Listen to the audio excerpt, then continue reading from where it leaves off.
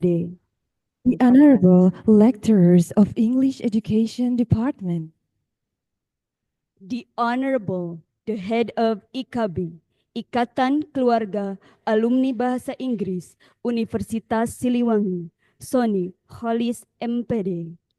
the Honorable, the Speaker of today's event, Robert Brian Waring, The Honorable, all the committees of the International Extensive Reading Workshop 2024. and all the distinguished participants, ladies and gentlemen, I'm Gada Alridla with my partner. Emma Meida Tunadia. We'll be the master of ceremony in today's event. Welcome to the International International Extensive Extensive Reading Reading Workshop Workshop 2024. 2024. First of all, let us praise the Almighty Allah subhanahu wa ta'ala because of His blessing we can attend this event. Secondly, may peace be upon the Prophet Muhammad sallallahu alaihi wasallam who has guided us from the darkness into the brightness era. The opening ceremony of the International Extensive Reading Workshop 2024, Faculty of Teachers Trainings and Education, Universitas Siliwangi, on Thursday, 31st of October 2024, with the theme Unlocking Language Fluency through Extensive Reading Strategies, Tools, and Best Practices begins. Here are the agendas. First, opening. Second, listening to the national anthem. Third, welcoming speech. Fourth, opening remark. And last is praying. To open this ceremony, let's say Basmala together. Bismillahirrahmanirrahim. Singing the national anthem, Indonesia Raya. Ladies and gentlemen, please check your position. And to all the audiences on site, please stand up.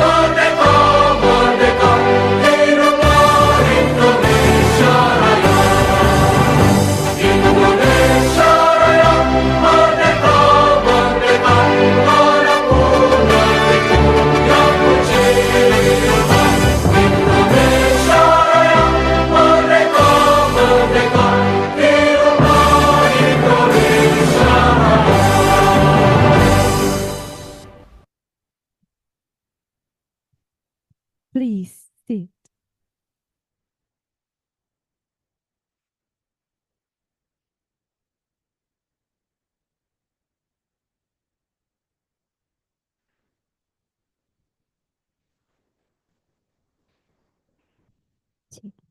Next agenda, a speech and opening remark from the head of English Education Department, the Honorable Dr. Yusuf Supriyono, SPD, MPD. Please.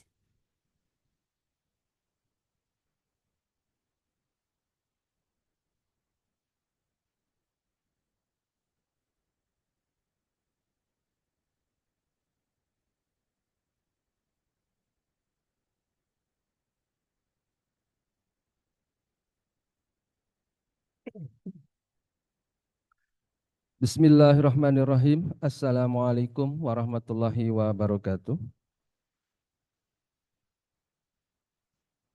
Rabbi shrah li sadri wa yassir li amri wa hlul 'uqdatam min lisani yafqahu qawli. La haula wala quwwata illa billahil aliyil azim.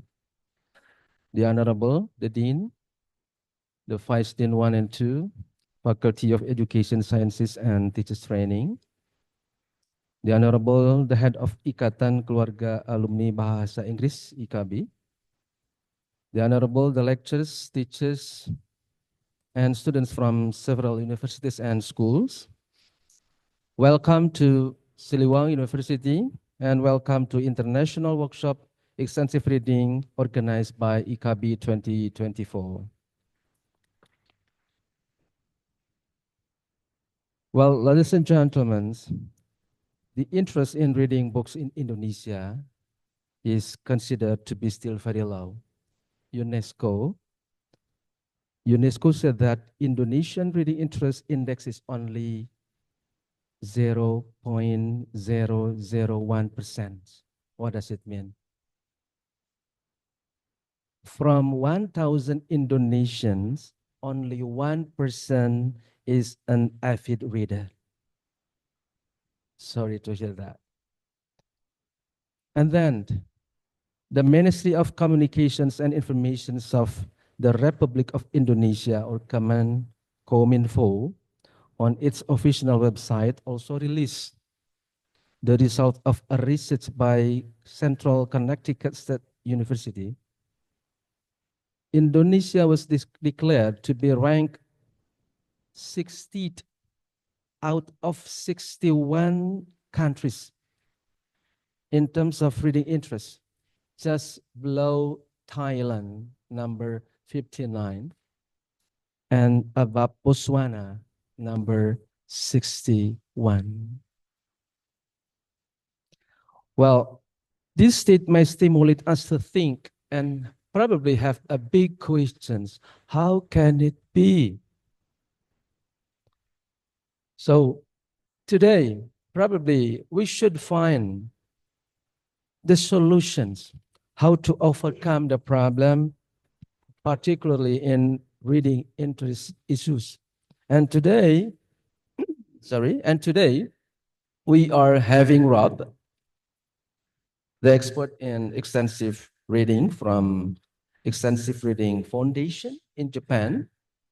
Thank you, Rob, for your willingness to spend your days in Tasikmalaya and to be the presenter of this workshop. He will give us more insights about extensive reading and find ideas how to solve the problem or how to increase reading motivation and interest.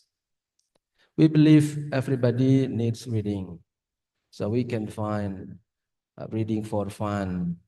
That's why people read short story, yeah, or read novel.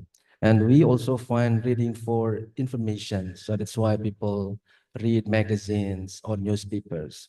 Or we recognize that there is reading for critical purposes. So that's why we can find people read academic or scientific writings or works. Well, ladies and gentlemen, this workshop is attended by around 130 participants with 90 offlines and 38 onlines. Thank you so much for your coming and participate in this workshop. All right, on behalf of the Dean of Faculty, I obviously open this event entitled, excuse me, wait a second. Unlocking language fluency through extensive reading, strategies, tools, and past practices. I invite you to say basmalah together. Bismillahirrahmanirrahim.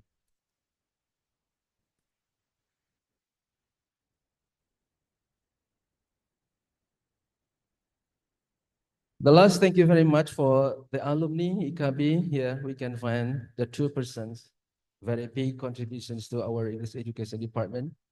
And we hope that cooperation between English Education Department and alumni IKB. So we have two agendas actually. IKB would be our partner in academic and our partner in entrepreneurship. So again, we really thank to the IKB who has organized this event successfully. And for the audience, please enjoy the workshop and get more insights. Thank you. Assalamualaikum warahmatullahi wabarakatuh.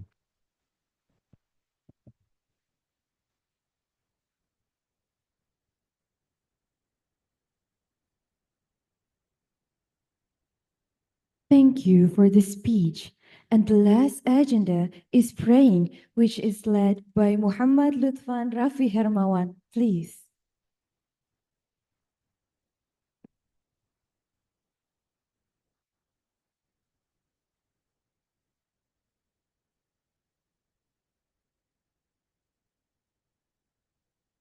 Bismillah. Assalamualaikum warahmatullahi wabarakatuh. Before we begin our prayer, I invite everyone to bow their heads for a moment of reflection or silent thought according to your beliefs. This is a time to come together, respect, unity, and intention as we begin this workshop. أعوذ بالله من الشيطان الرجيم. بسم الله الرحمن الرحيم. Ya Allah, Ya Rahman Rahmin. Today, we are organizing the International Extensive Reading Workshop, seeking your pleasure and permission. Please bless our every step and action, and may they be acts of worship and sources of beneficial knowledge for us. Ya Allah, Ya Rahman Rahimin. You are the one who unites and strengthens. We ask you to strengthen the bonds of unity among us and shield us from any division. Innaka ala kulli shay'in qadir. Indeed, you are all powerful of all things. Ya Allah, innaka ghafurur rahim. You are the forgiver of all sins. Please forgive our sins, the sins of our parents, the sins of our leaders, the sins of your warriors, and the sins of our predecessors. Surround us and them with His mercy and forgiveness. ربنا ظلمنا أنفسنا وإن لم تغفر لنا وترحمنا لنكونن من الخاسرين. ربنا آتنا في الدنيا حسنة وفي الآخرة حسنة وقنا عذاب النار. سبحان ربك رب العزة أما يصفون وسلام على المرسلين والحمد لله رب العالمين. السلام عليكم ورحمة الله وبركاته.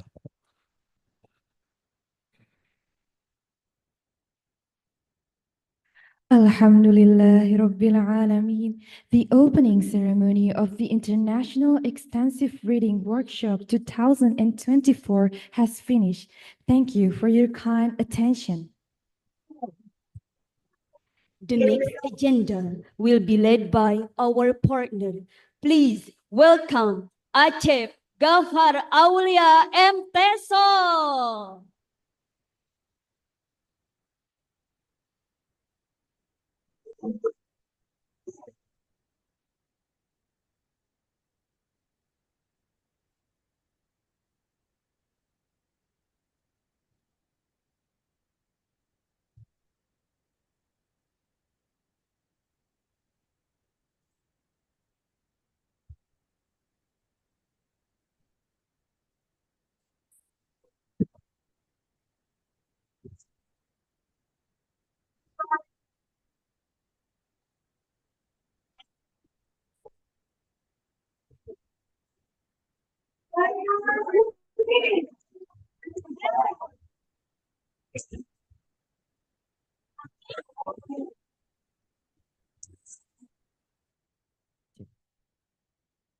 Bismillahirrahmanirrahim. Assalamualaikum warahmatullahi wabarakatuh.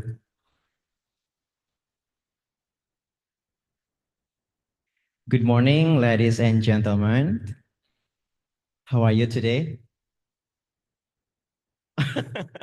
It sounds like you need more energy to to begin this session, yeah, because we have already Rob here. He has like flight from Japan, has flown from Japan to Indonesia to give you some very insightful sessions, yeah, about extensive reading. First of all, I'd like to say thank you to the committee for giving me a chance to be the moderator for our workshop session. And my name is Acep Gafar Aulia. For the next couple hours, I will guide this workshop session together with Rob here. Ladies and gentlemen, I know that everyone in this room and also in online can see me, everyone in online. You must be super excited to attend or to listen to have the workshop session about extensive reading with Rob. But before that, allow me to read his profile because like you need to know a little bit about our speaker here. Okay. So our speaker's full name is Robert Brian Waring. Yeah, you can call him Mr. Rob for short. He is a professor emeritus at Notre Dame Seishin Women's University in Okayama, Japan. He completed his PhD in vocabulary acquisition under Paul Mera of the University of Wales, Swansea, United Kingdom, and his Masters of Education in TESOL in Temple University, Osaka. He has various employment experiences, but I will like read the most recent employment that he has. He is currently a head researcher and chairman of Meta ELT. He is also currently a head of content in X Reading, and he is an emeritus professor at Notre Dame Seishin Women's University in Okayama in Japan. And I also got a new information from him that he is going to start his new teaching career in Thammasat University in Thailand, right? Yeah. Yeah, okay. So yeah, give a round of applause for our speaker. So, well, the topic for our session is unlocking language fluency through extensive reading strategies, tools, and best practices. I'm sure that everyone here in the room, everyone in the Zoom must have ever heard or even have ever learned about what is extensive reading. Am I correct? Yeah. But like my simple understanding about extensive reading is like, is it only about reading for pleasure or there is something bigger behind or bigger than that the only just simply reading for pleasure so that Rob here will give you like some enlightenment of what are the best strategies to use extensive reading for your teaching in a classroom and what are some tools, yeah, that you can use. He also will give you some insight of like online tools that are available to use in extensive reading and how like some best practices to do in your classroom. So ladies and gentlemen, without any further ado, please welcome Rob. Rob, you are allowed to like to take the floor now.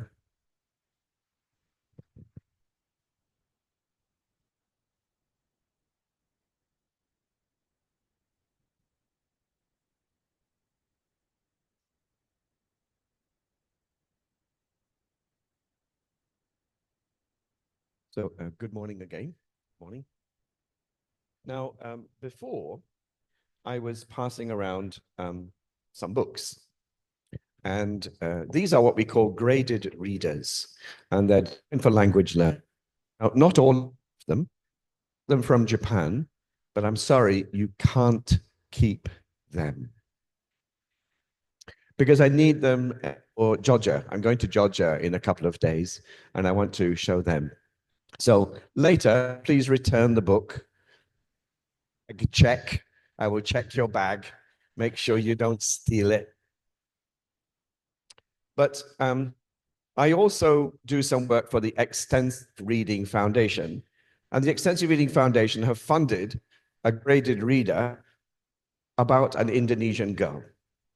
So we are going to get a copy of this later. Okay. So my guess is that some of you heard about extensive reading, and some of you have not heard about extensive reading. That's fine. We have a long time together, so I want you to understand where extensive reading fits in the curriculum. We're going to start by looking at what do we need to do, what do we need to have happen in the language classroom to be a good language learner. That's the first thing. We need this big picture of language learning first. When you understand the big picture of language learning, we will then look at extensive reading and why it is vitally important. And I don't mean just like it's a good idea. I don't mean please do it if you can. I don't mean that. I mean it is the cornerstone of language learning. And it's something that's missing in 99% of educational institutions in Asia. It's also missing a lot in Thailand, Vietnam, Philippines, Myanmar, China. So you're not alone. But people who started extensive reading quite soon realize its power and how it helps students to learn a language. So we're going to spend this session today, first of all, looking at what do we need to do to be able to learn a language. This will take 20, 30 minutes or so. But I also need you to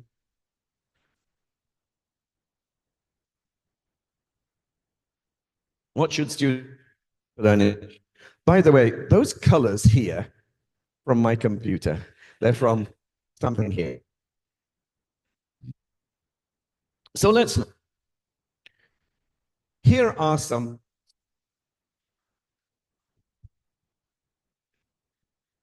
Maybe you switch that off. Maybe this is better. Here are some things which are very common in language classes. We have the teacher is teaching. We have somebody reading maybe a newspaper. We have storybooks like Harry Potter. We have a textbook. We have presentations, maybe YouTube, maybe dialogues, and so on. So let's look at them. So one thing students do is, of course, they use their dictionary, right? Students also learn from cards, word cards or word lists, right? Students also listen to the teacher. Teacher's teaching something. Sometimes students will fill the blank, right? Sometimes students will read stories. Sometimes people study from the newspaper. You get the newspaper, give it to your students. Sometimes people listen to stories and read stories. Sometimes people watch YouTube and they learn some English. Sometimes people take a test, right? Take a test. We also have students writing diaries or journals. Sometimes we have students writing like maybe an essay, a report, maybe letters. We have students talking together in the class. We have students giving presentations. We have students memorizing some vocabulary. We have, oh, a dictionary, I've done this before. Okay. We also have a textbook. Maybe this one here is a grammar book. On the left side is the rule, and on the right side is the exercises. Okay, so this is the example. So here's the rule. And here's the exercises. And here we have a gap fill exercise. Do you do many of these things as a teacher, as a student? Yeah. They're very common, yes. So the question is, how are they related? What should we be doing? When should we be doing it? How much of something should we do? Is there something missing? So students may look, if they're very advanced, at Harry Potter. So here are some activities I just showed you. We have teaching, maybe some dictionary work, students study from a grammar book, students maybe do language awareness activities, conscious word learning, word cards, word lists. On the right, controlled language production. This would be where students would maybe complete a sentence. Yesterday I went to da da da da da da da. Maybe pronunciation, gap fill, dialogue. So we have a dialogue. You are A, I am B, and we speak a dialogue. Sentence completion tasks and tests. Down the bottom, we have easy reading, easy listening, watching movies, the internet, listening to the radio, and free language production activities. This is where students speak about what they want to say. So, what did you do yesterday? And students, da, da, da, da, da. Like free conversation. Beg your pardon, I have a bit of a cough today. Casual conversations, debates, discussion, email, online chat, diary, and so on. So, sorry, you have to think. What's the difference between the things on the left and the things on the right? Talk to a friend. Talk to a friend. If you don't have a friend, talk to your enemy, okay? So please, what's the difference, things on the left and things on the right?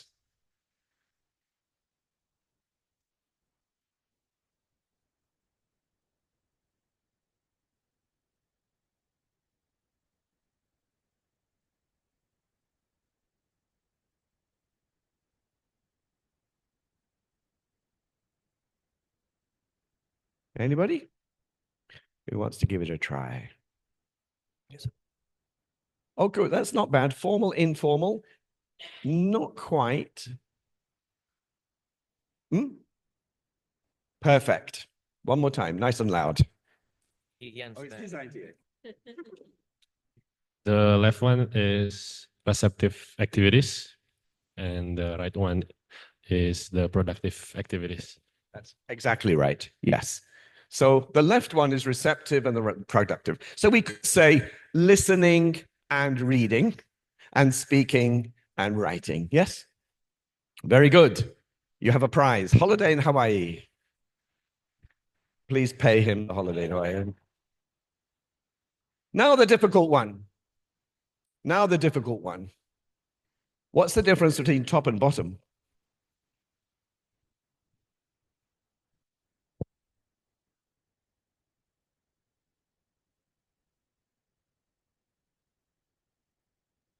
What's the difference between the top row and the bottom row? We know left and right, but what's the difference top and bottom? What are you doing when you do the top things? What are you doing when you're doing the bottom things? What's your focus? We have silence. Everybody, huh?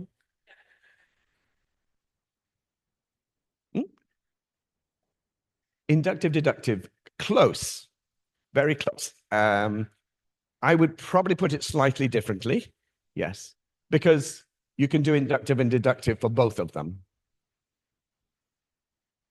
What's the aim of the top stuff? What are you trying to do when you teach someone, when you're looking at a dictionary, you're focused on a grammar book, your dialogue? What's your focus? Methods, yeah. Let me help you out. The top row, back up. Come on. Ooh. okay, is language focus learning. The bottom is meaning focus learning. Okay. So in the top ones, you're trying to teach something, you're trying to learn something, right? Here's a new piece of grammar, here's some vocabulary, here's some pronunciation. Please fill in the test, right? It's all about learning a piece of language, whether it's a word, grammar, pronunciation, reading strategy, so on. The bottom part, you have a different focus. When you're reading a book and you don't need a dictionary, you're reading for meaning. You're trying to understand the story, or you're trying to understand the YouTube video. You're trying to understand maybe the radio or some music. You're not focused on the word. What's this word? What's this word? What's this word? That's the top, right? So usually the top part is kind of difficult reading with new words and new grammar, yeah? The bottom part is easy reading. So you can read quickly and you can understand the meaning. And on the bottom on the right, you're also trying to communicate. When you write a diary, you're communicating. When you're talking with friends, the important thing is the message. The message is what we're looking at. So the top part is about learning a new piece of language and testing it. The bottom part is about real communication, really reading, really listening, really speaking, really writing for meaning. When you write a letter, you want to write a letter so your partner can understand you. Okay. So I call this the balanced curriculum, TBC, the balanced curriculum. So I want you to understand this curriculum in detail. And everything we do in our language classes as teachers or students, you need to do all of this. To be a good learner, to have good English, you need to be doing all of these things. If you miss some of them, if you don't do some of them, there are holes in your education. Beg your pardon. So let's look closely at the top and the bottom. The top part is usually you use a textbook or course book.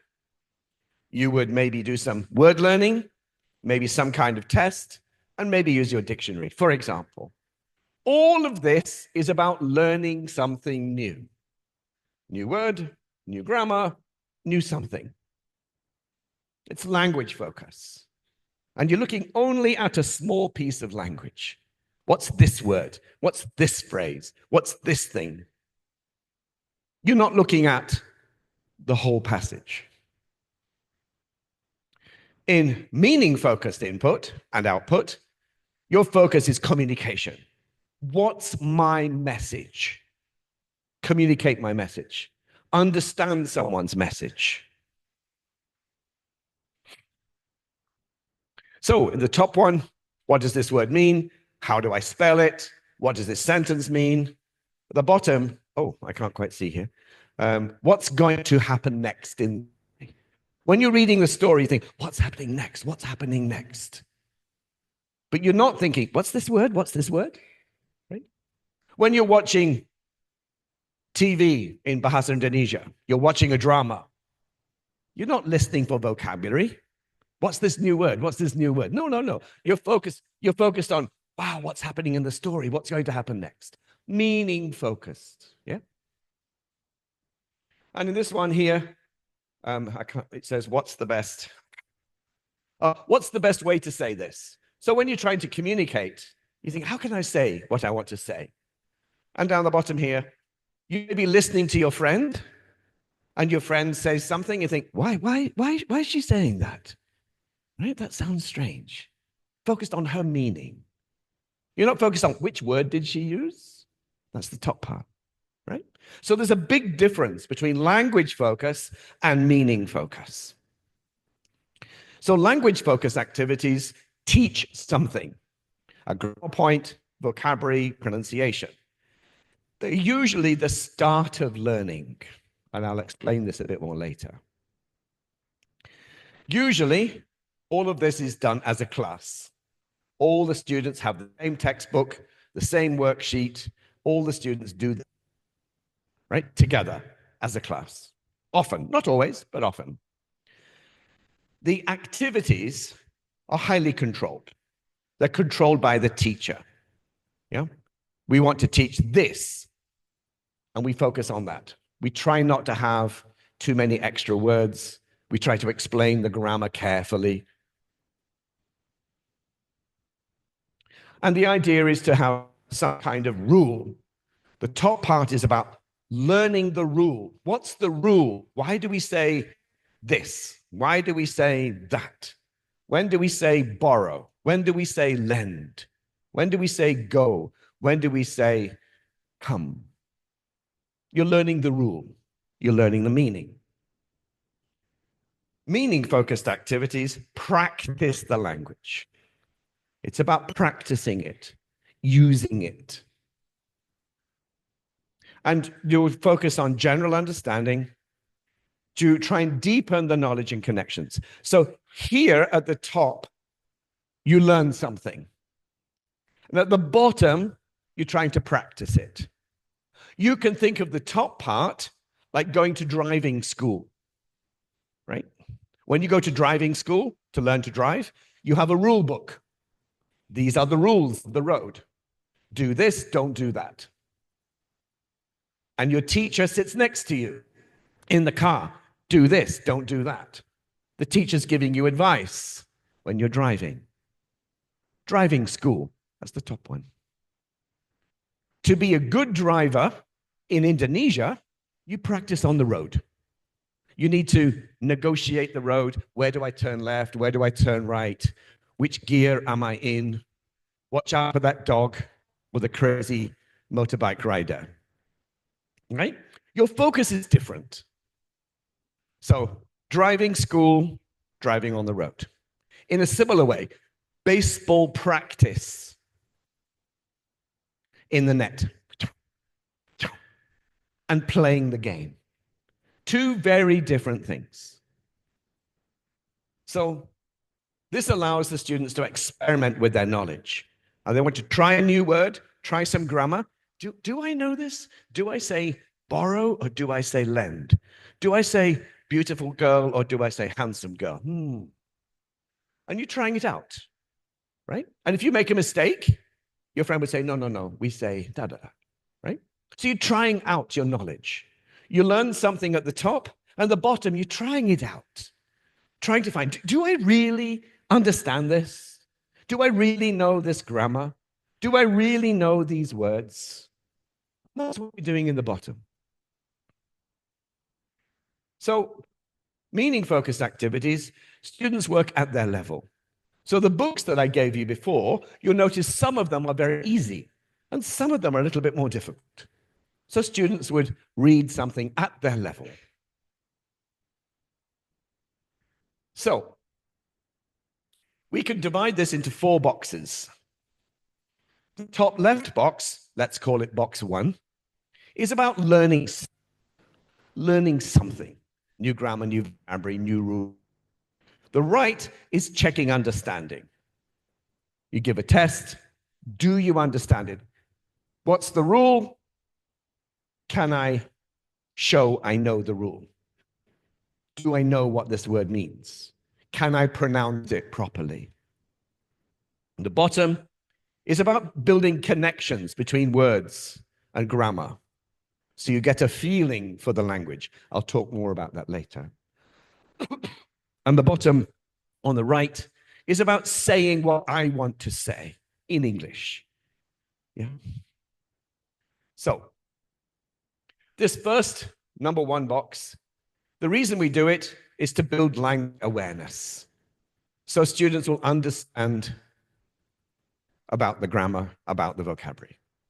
Also, We might do some basic study skills. We build what's called the form-meaning connection. The form means the spelling or pronunciation. So apple is A-P-P-L-E and apple. And we connect that to the meaning, which is the red or green fruit, hard fruit from the tree, right? Form, how it sounds,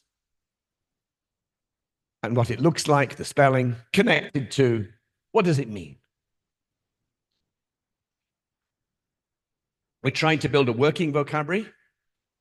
So this is maybe you learn several hundred words. And maybe you're doing some knowledge, like learning some affixes, like happy, unhappy, use, user, use this, uselessness, right? So you're building your vocabulary. We do this, as I say, with a dictionary, word cards, teachers teaching. Maybe the textbook is teaching you some words. And maybe we use our course book, right? So that's the first box. The second box is where we test your knowledge. You learned it. Can you use it? So check their meaning, check the form. Can you spell it correctly? Can you pronounce it correctly? Right? Can you make the grammar correctly? Yeah? Have to do something, right? Rely on someone, not rely in someone, right? And we do this through dialogues, sentence completion tasks. This is all quite...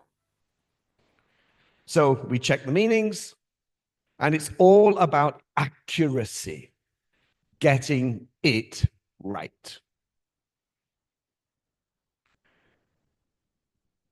So we use that, for this we use the maybe exercises here, comprehension exercise, vocabulary exercise, grammar exercise. This is box 2. We maybe give students a test. Can they tell the difference between catch, caught, catched, and courted? Maybe they fill in a blank, choose the correct word. Do they know the correct word? Notice, only one answer. Maybe they're singing songs, right? This is not their language. The song already has words and sound. So you're just trying to sing better in English. Or maybe you write again and again and again. Yeah. In the bottom left box, now we're focused on meaning. So this here is where you get massive language practice. I'll talk much more about this later, where you meet lots and lots and lots of language. The idea is to build fluency, reading speed, listening speed, speaking speed, and so on. And how quickly you can find the word in your head.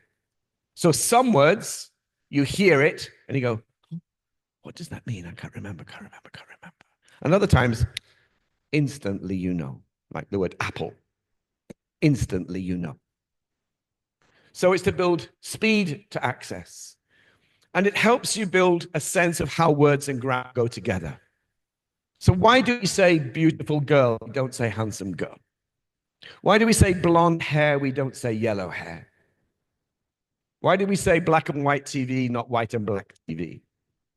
There's often no rule. So we have to pick. We have to kind of feel what feels right, right? So that's what we're doing here. As you read, as you listen, you see the word used in a different way. Oh, I can use the word this way. Oh, I can use this word with that one. We're trying to build content knowledge, context, trying to background. We're trying to build network knowledge. This is connecting words and grammar together. And also trying to read so naturally. We're trying to read naturally like you do in Bahasa Indonesia. And build autonomy. Autonomy, independence. A question for you. What's your job as a teacher? If you're a teacher, what's your job? What do you do? What's your focus? Teaching has one goal. It doesn't matter teaching English, teaching science, teaching math, teaching the piano. They all have the same goal. What is that goal? To make yourself unemployed.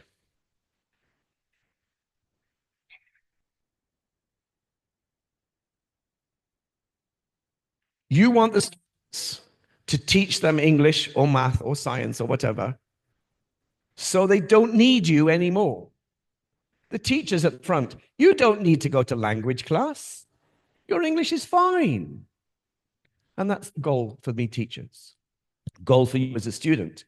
Don't need dictionaries, don't need grammar books, don't need course books. I can just communicate.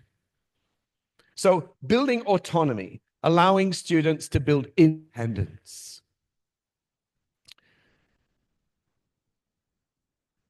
So we do this with storybooks like this. We do this with storybooks like this. Reading the newspaper, listening to stories, watching YouTube, if you understand it. So the bottom right box, this is about learning to write and speak naturally. We're learning to check my communication. Maybe you say something, like you might say, yesterday I goed to the shops. And your friend goes, right? Mm-hmm. Oh, went. Went. So you're trying out your knowledge. Do I know it? Do I not know it? So if your partner goes, huh? You know you've made a mistake. So you have to get feedback. It's your chance to get feedback. If you write something, if you say something, someone listens to you and they go like, huh? Or maybe red pen or nothing because you know it correctly. So this gives you a chance to check your knowledge in communication. And again, build autonomy, build independence.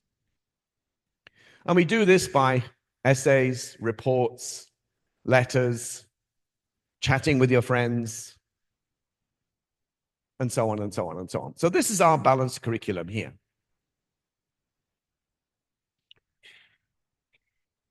Okay, thank you. I don't know who this is.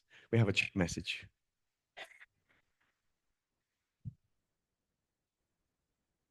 What were the 4 boxes? Come on, talk together. 4 boxes, what were they? Come on. What were the 4 boxes? Let's test your memory. Talk to a friend. You've forgotten, right? All right, one more time. All right, ready? What were the 4 boxes? Go, talk to a friend.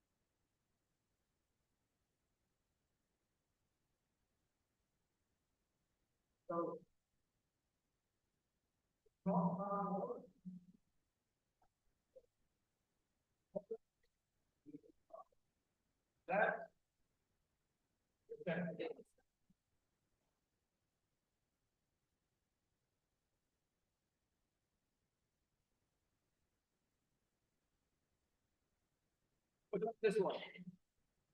Is that number 1, number 2, number 3, number 4? What do you think? Teaching something, right? So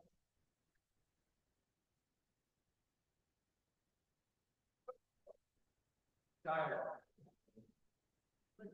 Mind focus and eating chocolate.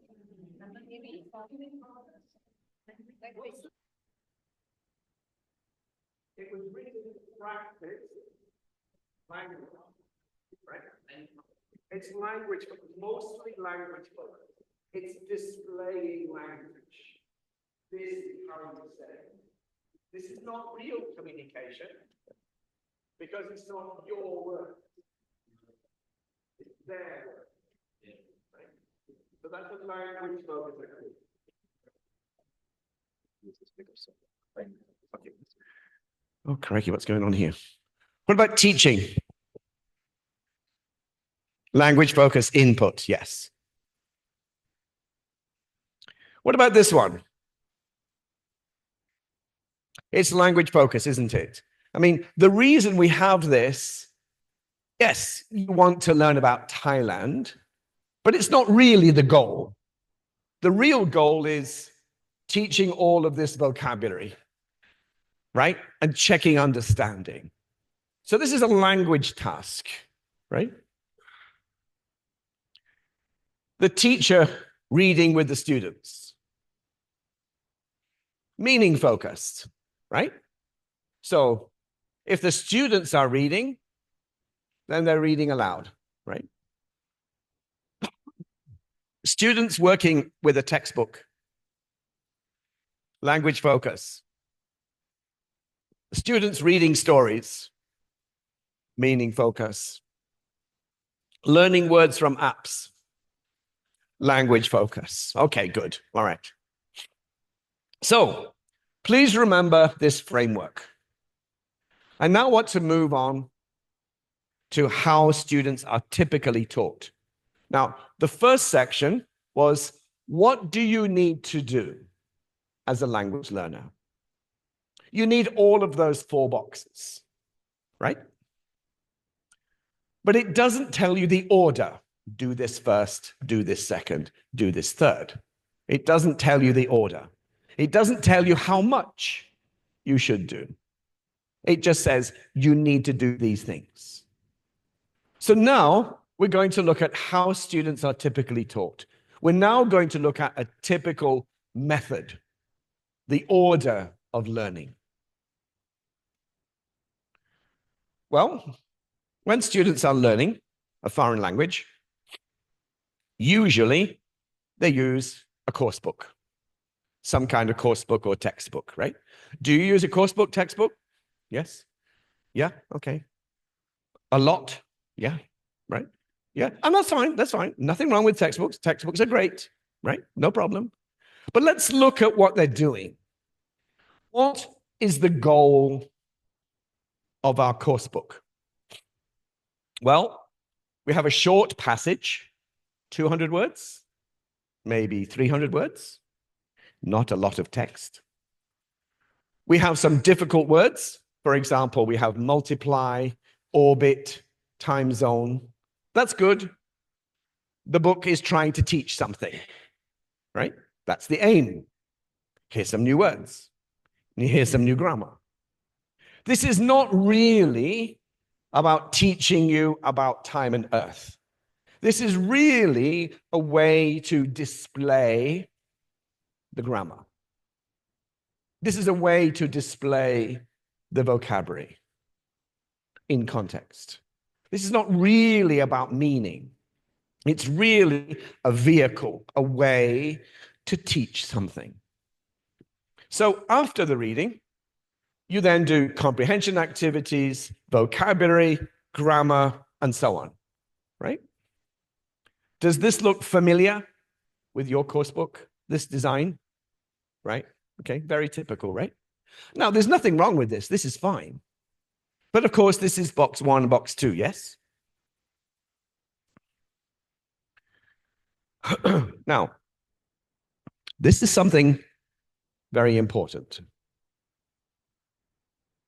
There's 2 things I want you to remember today, and this is one of them.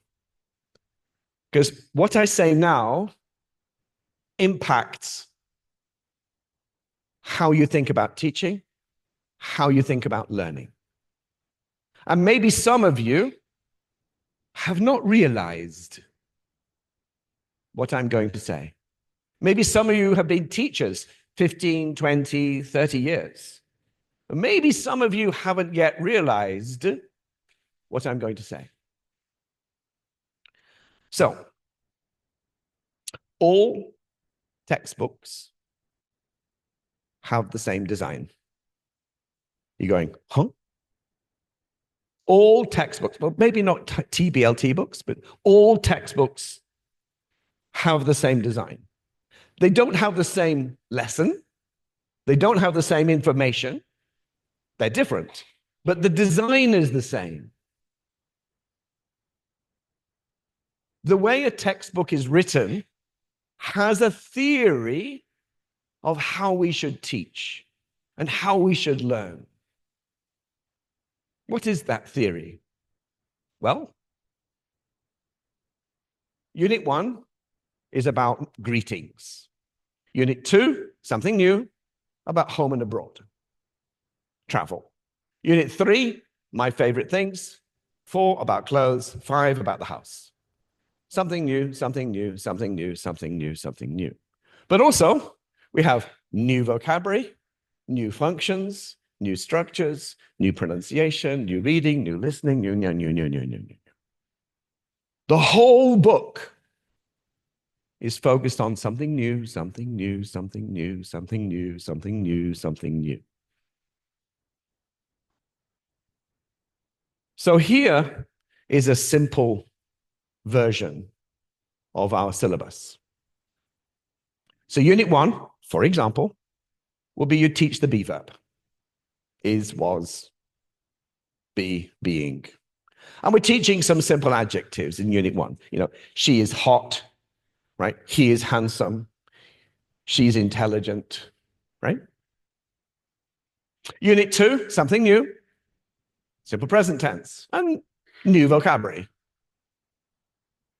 I get up at 7 o'clock. I go downstairs. I clean my teeth. I have breakfast. I put on my clothes. I go to school. Number 3, present continuous tense. New grammar, new vocabulary. So, for example, he is playing basketball. She was swimming. And can and can't and so on. So I can ride a horse. I can't speak Spanish. Notice what's happening here. Something new, something new, something new, something new, something new, something new, something new, something new, something new, something new. Now, the sporting activities in Unit 3, that vocabulary will not come again in Unit Health, in Unit 8 about health. The daily routines vocabulary will not come again in Unit 12 about technology. We teach it, and we hope the students have learned it. So what's this design? I want you to remember this. The design says, I only need, or the textbook only needs to teach something one time. Because it's not coming again, Unit 2. It's not coming again, Unit 5. It's not coming again, Book 2. And if you do an analysis of textbooks, you find, on average, every new word taught only comes 2 times. 40% of new vocabulary in course books only appears 1 time. So the theory here, we only need to teach it 1 time. Therefore, the students have learned it forever. We don't need to teach it again because we have perfect students. And now we move to the next unit. Can anybody see a problem? We call this one-hit teaching. Teach, drop, teach, drop, teach, drop, teach, drop, teach, drop, teach, drop. So, Before, we were talking about textbooks, textbook design. We were talking about the balanced curriculum. One of my students, for her thesis, analyzed 18 coursebook series. She put all the words from all of the books, including workbooks, into the computer, and she analyzed them for vocabulary. But she also did something that nobody has done before. She looked at every activity in the textbook, in the workbooks, and she categorized. Is it meaning focused or language focused? What do you think? What percentage of the activities in the course books and workbooks is meaning focused? And what percentage is language focused? Talk to a friend. What do you think? What percentage of the activities in course books is focused on language? And what percentage is focused on meaning? Have a think. Talk together.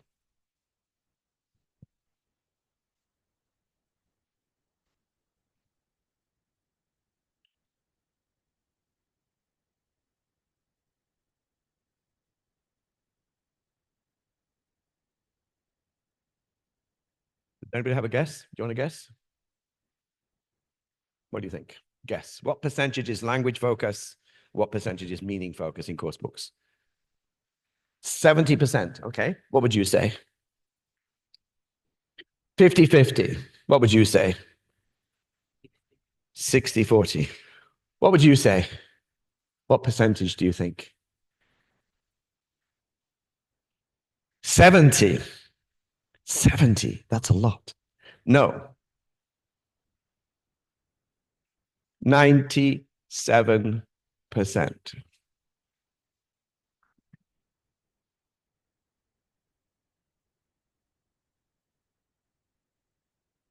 What percentage do you think was meaning-focused input? 0. All the reading and all the listening was there to display language. It wasn't read the story and enjoy.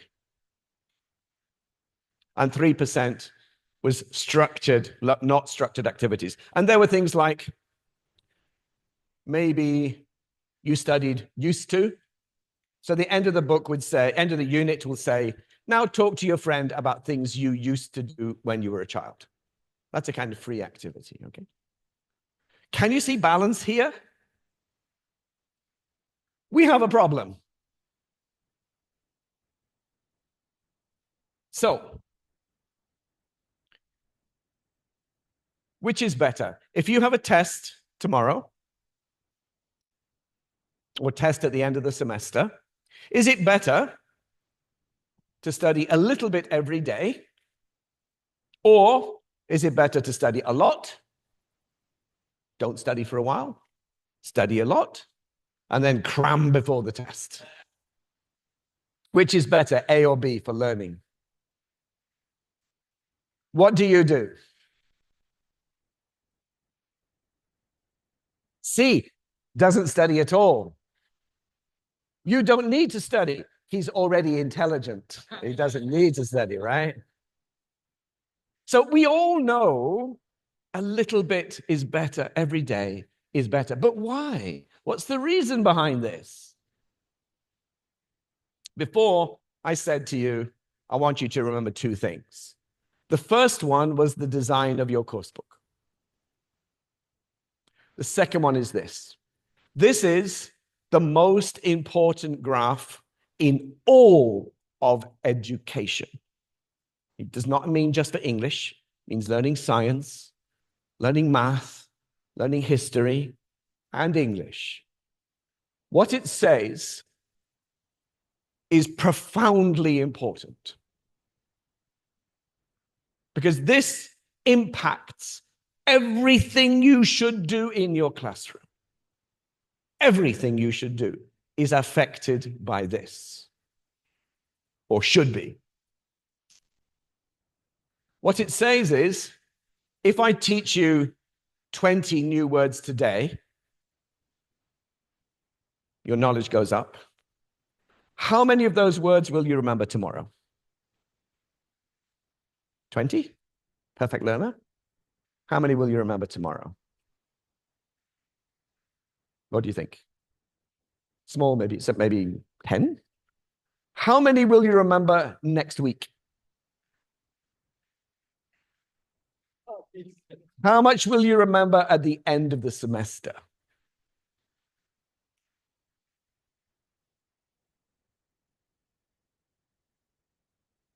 We call this the forgetting curve.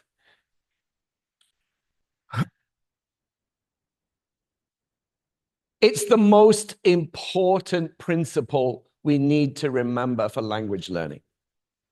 Because this is your enemy. Your brain's forgetting all the time. Can you tell me the names of all of your students in your class last year? No. What did you have for breakfast on Thursday last week? Please tell me 2 new English words you learned this week, right? You can't remember, right? We know we forget. Everybody forgets. It's normal, it's natural. But many teachers forget this, or students forget this, because they think, so yesterday, good morning, class. I want to go over the vocabulary from yesterday. Yesterday, we learned this word. What does it mean? You go, right? So what does the teacher do? Like, my students are stupid. Why don't they learn? Right? My students, right? Complete misunderstanding of the natural way we forget. So your job as a teacher, your job as a student is to fight forgetting every day. Systematically. Not random, systematically. So what's going to happen to our student who's taken our course? Right? Have you ever found a new word? Think, I don't know this word. Look in your dictionary. Already you have a red pen. Right? You've forgotten you've already looked. Right? So what happens to our student? What does our student think about this? So imagine you are a student tomorrow. There's a big test. And you think, test will be easy. I have the best teacher in the world. I have a fantastic course book. It's by Oxford, right? I passed 10 out of 10 on every test. I love my class, best class ever. Tomorrow I have a test. It's going to be easy. So open the textbook. Open. What? So how does our student feel? Well, they think, well, can't be the teacher. Can't be the textbook. It's by Oxford. I enjoyed the class. Did well on the test. So something's wrong. I know what's wrong. It's me. I'm no good at English. English is too hard for me. And this is how we kill motivation.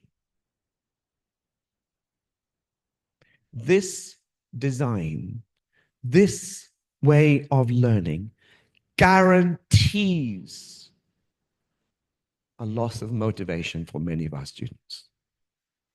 All of you here know people who've tried, honestly tried, to learn English, but they failed.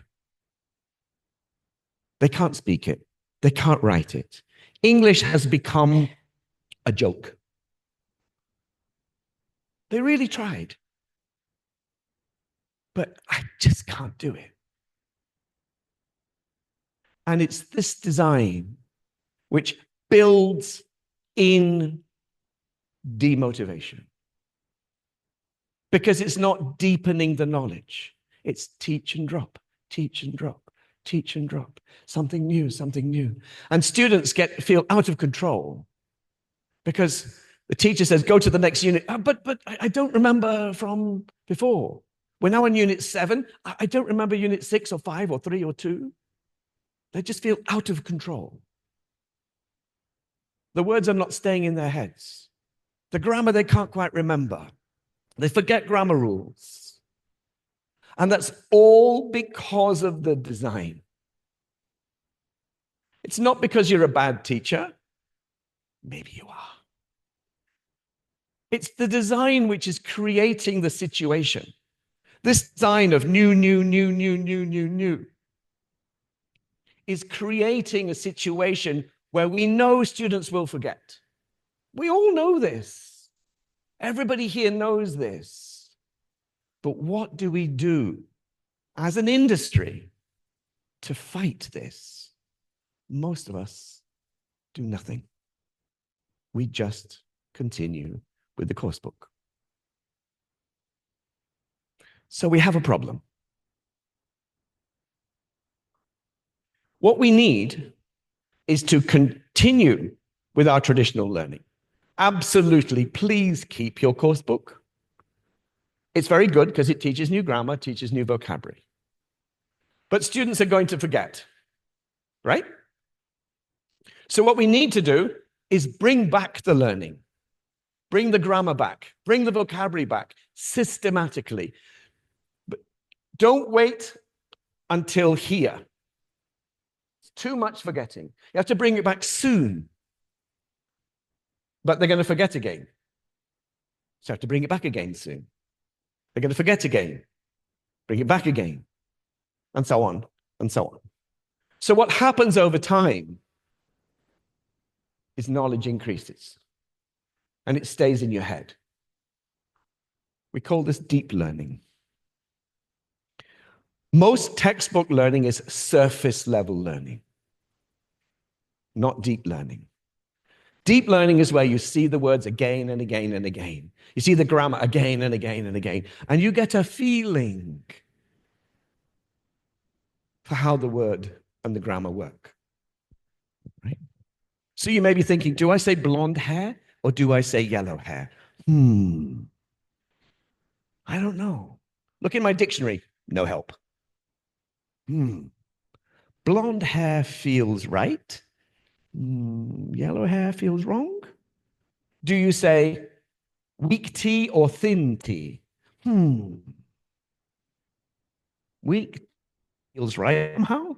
Thin tea seems wrong somehow. I don't know the rule, but it just feels right. I'm building this sense of what feels right and what doesn't feel right. I can't do that. I can't open your head and put that network in your head. You have to build it yourself, right? So our job is to make sure that students have experience with language so that they can sense what feels right or what doesn't feel right. Because if you don't know whether I say go to the shopping mall or go at the shopping mall or go to the shopping mall or went to the shopping mall, have been to the shopping mall, right? If you're not sure, don't have control of this, you're probably not going to get it correct. Only when you have enough experience, we say, beautiful girl, handsome girl. Of experience of eating beautiful plus female, handsome plus male. When you have enough experience of that, you say, oh, I think we should say beautiful girl. I don't know why, but it feels right. So students need experience with the language so they can build up this feeling. Now I'm ready to use it. Because if you don't feel that what you say is correct, you're not going to use it. You will not use it until you're ready to use it, until you feel comfortable. When you feel comfortable with your knowledge, then you will try it out. Don't have enough experience with mixing the word and the grammar together, you don't build a sense of language. Therefore, you don't speak. Go to any convenience store in town here. Try and speak English to the people on the street. Nobody understands. Very few people. But they've all learned English in school, every one of them. But yesterday I got, hello, miss. Where's my dress? So this is not a critique of Indonesia. You had said before that Indonesia's English is not so high. I can go to Thailand, I can go to Vietnam, I can go to the back of China. It's the same. And the reason is students have not met enough language. They don't feel comfortable speaking. The words don't quickly come to their head. So this is why we have extensive reading. What is extensive reading? It's box 3. Fast, fluent, high comprehension, reading for fun. So you meet lots of language. You build up a sense of how words and grammar go together. If you don't have this, your students will not build a sense of language. They will not be able to communicate because they don't know how to say things. Let's take a break for 5 minutes.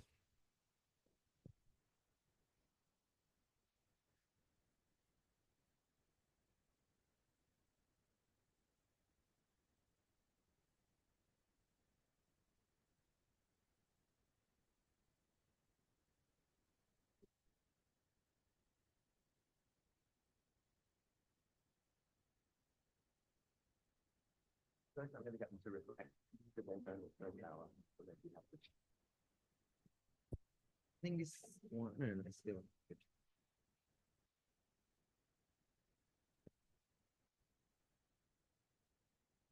No, maybe later.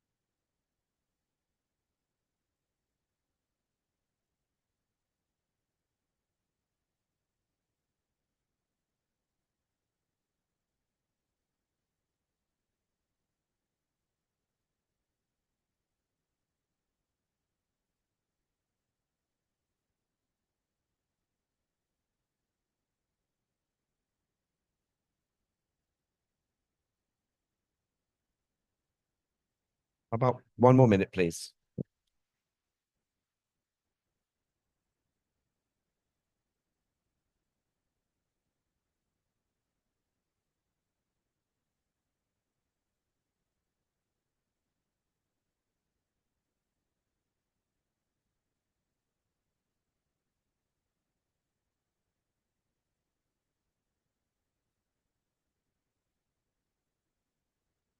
Okay, so let's start again. It's okay. Continue eating. That's fine. No problem. You're hungry. That's okay. No problem. Yeah. You don't use your mouth to listen, so it's okay. So what's extensive reading? So this is extensive reading. What were you doing earlier? Just reading a book. Just reading a book. That's it. Did you need a dictionary? Can you read quickly? Are you reading a lot of language? Right? This is extensive reading. Just reading. So, before we heard about the position, the rank of Indonesia. So, where's Japan? There. Where's Indonesia? Higher or lower? Higher. Up here, 79. Look at Korea. Do you know that Koreans, generally, their English is better? Do you know why? I'm going to show you one picture that just shows why Koreans, some reason why Koreans have better English. Look at their course books. This one is Korean books, and this one is Japanese books. Right? About 3 times more language in the Korean courses. Of course, their English is better. Right?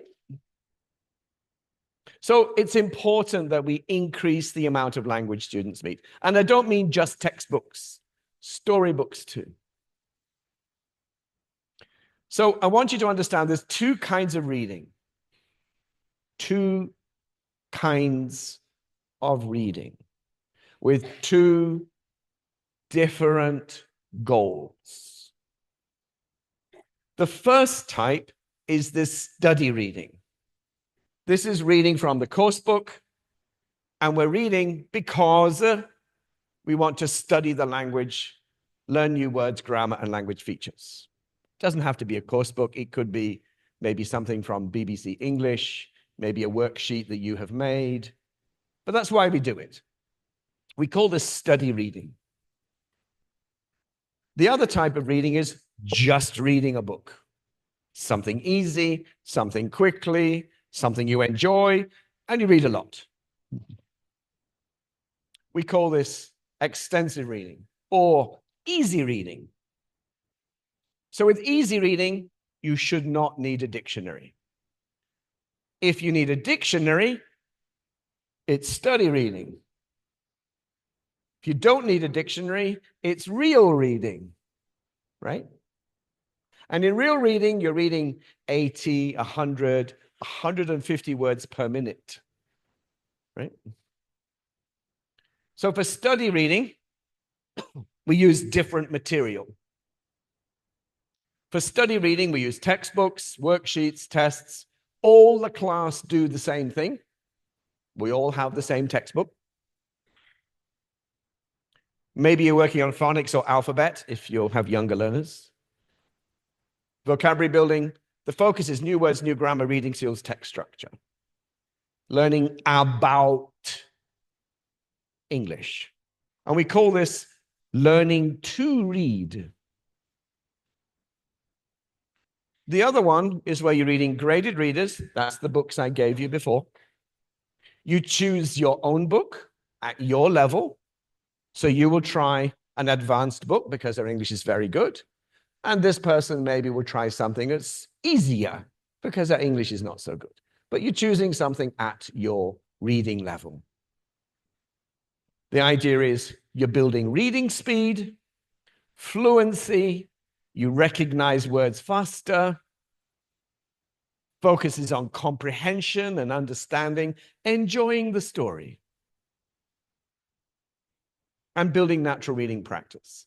So the left is learning to read, the right, reading to learn. Because when you're doing extensive reading, you're learning about something, about a place, about a person, about someone's life, right? So when you're learning to read, you read about 10 or 15 words per minute because you need to stop. Excuse me, teacher. You need a dictionary. Slow reading. Pardon me. When you're reading fast, you're reading 80 words, 150 words, maybe 170 words per minute. So you're going to meet a lot of language. Right? So extensive reading is known as easy reading, reading a lot of easy books fluently and comfortably for meaning. And we do this to build automatic recognition, quick recognition of the word, fluent access, build implicit knowledge, to meet massive amounts of language, to strengthen or consolidate, to strengthen the language we learned in course books. The course books will teach something, and extensive reading deepens that knowledge. To build depth of knowledge and help for long-term learning, not just learning for this class or this semester. It's about learning for a lifetime. So, does anybody know this person on the right? Maybe some of you know this person. Have you heard of Stephen Krashen? Many of the teachers will have heard of Stephen Krashen. Yeah, maybe some of your students don't know. That's fine. He's very, very famous. He's probably the world's most famous linguist. And he says, reading is good for you. The research supports a stronger conclusion, however. Reading is the only way we become good readers, develop a good writing style, an adequate vocabulary, advanced grammar, and the only way we become good spellers. Why? Because you're practicing the language all the time. Paul Nation at the bottom. He looks like me a bit, don't you think? Paul is a friend of mine, long-time friend of mine. Yeah. So, Paul Nation says, adding an extensive reading program to a language course is the most important improvement that a teacher can make. And if this was the only improvement made, the teacher could feel very satisfied. So these are two of the world's leading researchers in language learning, telling us, begging us, please let's have some extensive reading and extensive listening, because they are so foundational, so important. They are the glue that holds together all the pieces of language from your course book. When you're learning pieces of language in your course book, you have a piece of language, a piece of language, a piece of language, a piece of language, a piece of language, but they're not connected, right? It's not a system. Therefore, people, it doesn't come out. When you see the words together and they're connected, then you can speak, then you can write. That's what they're saying. Extensive reading is not course books. There is no such thing as an extensive reading course book. It does not exist. The reading you do in course books is study reading to teach new stuff.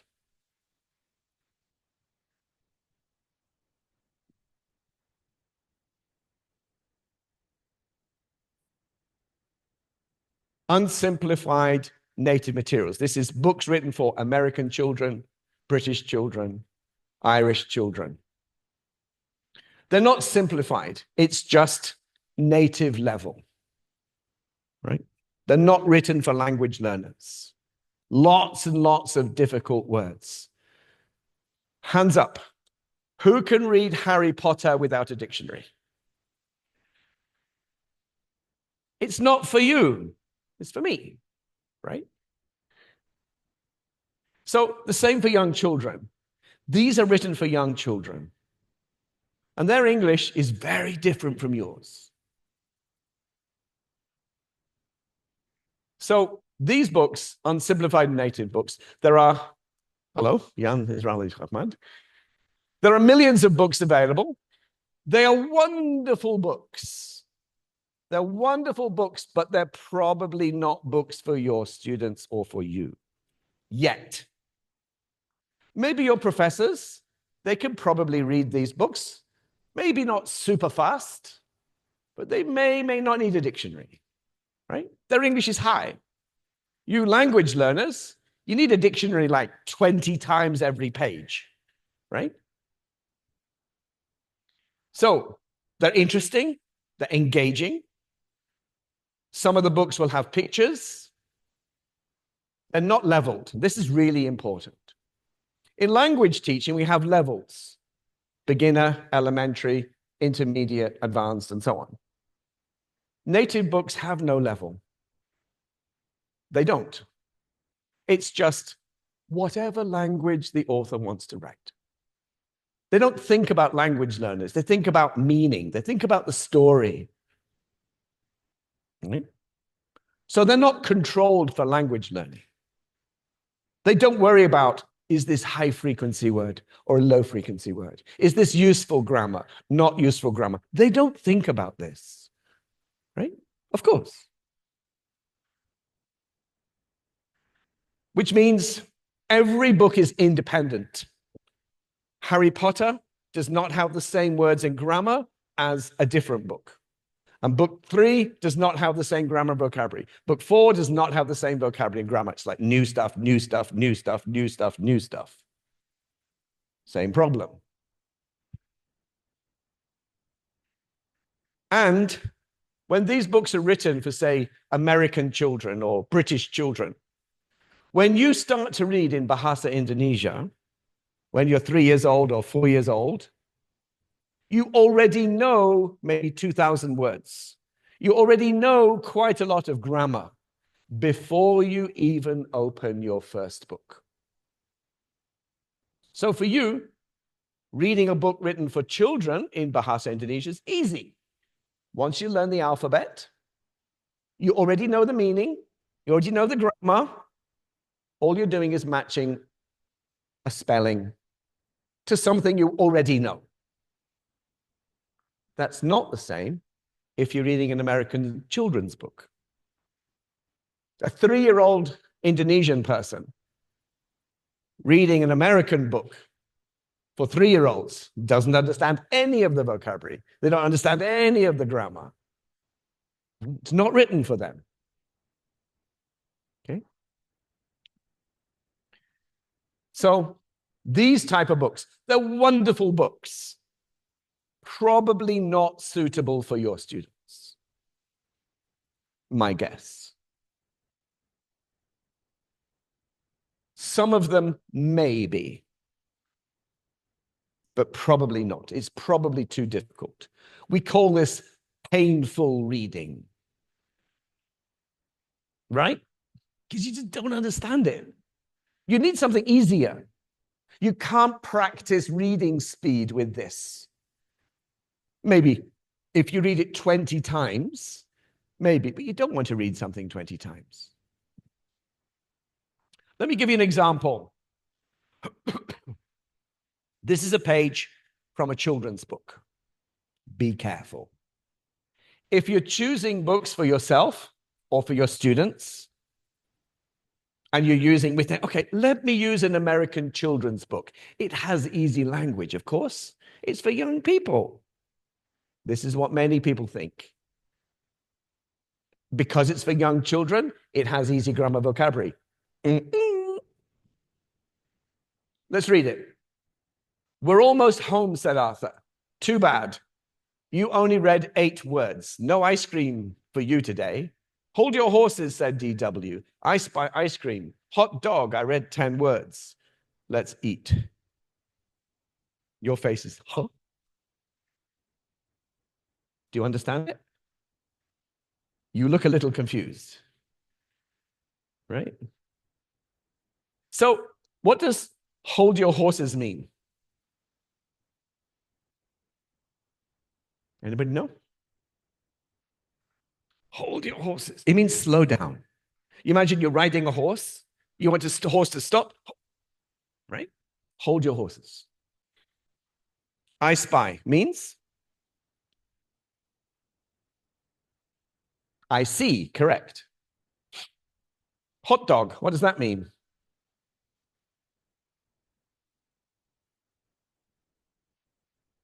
Does it mean hot dog? Does it mean hot dog? So a child looking at that goes like, huh? That dog is not hot. I can't see any food, right? It's like, huh? So we have what we call a speed reading bump. You know, you're driving on the road, you have a bump, drive, bump. So this is a speed reading bump. Does anybody know what hot dog means here? Can you guess? I bet you're surprised. It means, wow. So for example, if you say to me, I just passed my driving test and I'm happy for you. Hot dog for you. Now, this is an old word from 50 years ago. Nobody says it now. So please don't use it. All right? But the point here, even you, as some of you as teachers here, you didn't know this language. And you didn't know you didn't know. Because maybe you're thinking hot dog, oh, the dog is hot.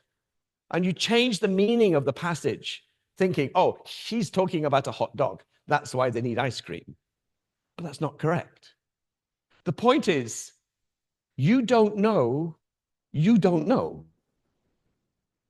So you can't teach this because you teach something wrong, probably. So be very careful using native materials, unsimplified materials.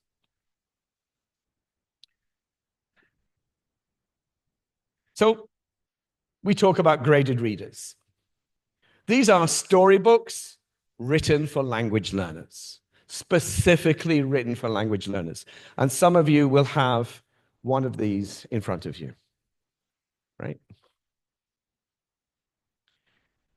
They're designed for language learners.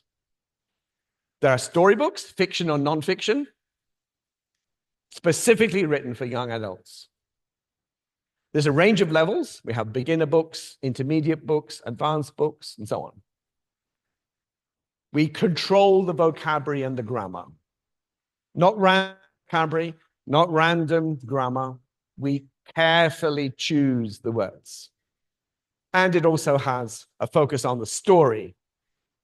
And often we have the audio, right? So everything I've said today about extensive reading, you need to meet a lot of language again and again and again, fluently, is exactly the same for extensive listening. You need to listen a lot, practice listening a lot. Not to, what's that word, what's that word? Listen fluently so you can get a feeling for how the language works. So there's a system here. We start with books which are maybe phonics level, and these books have very easy vocabulary, very easy grammar, and at the end, more difficult vocabulary and more difficult grammar. So the level 1 books maybe is only dealing with phonics. Yeah? Matching sound to words like bat, cat, hat.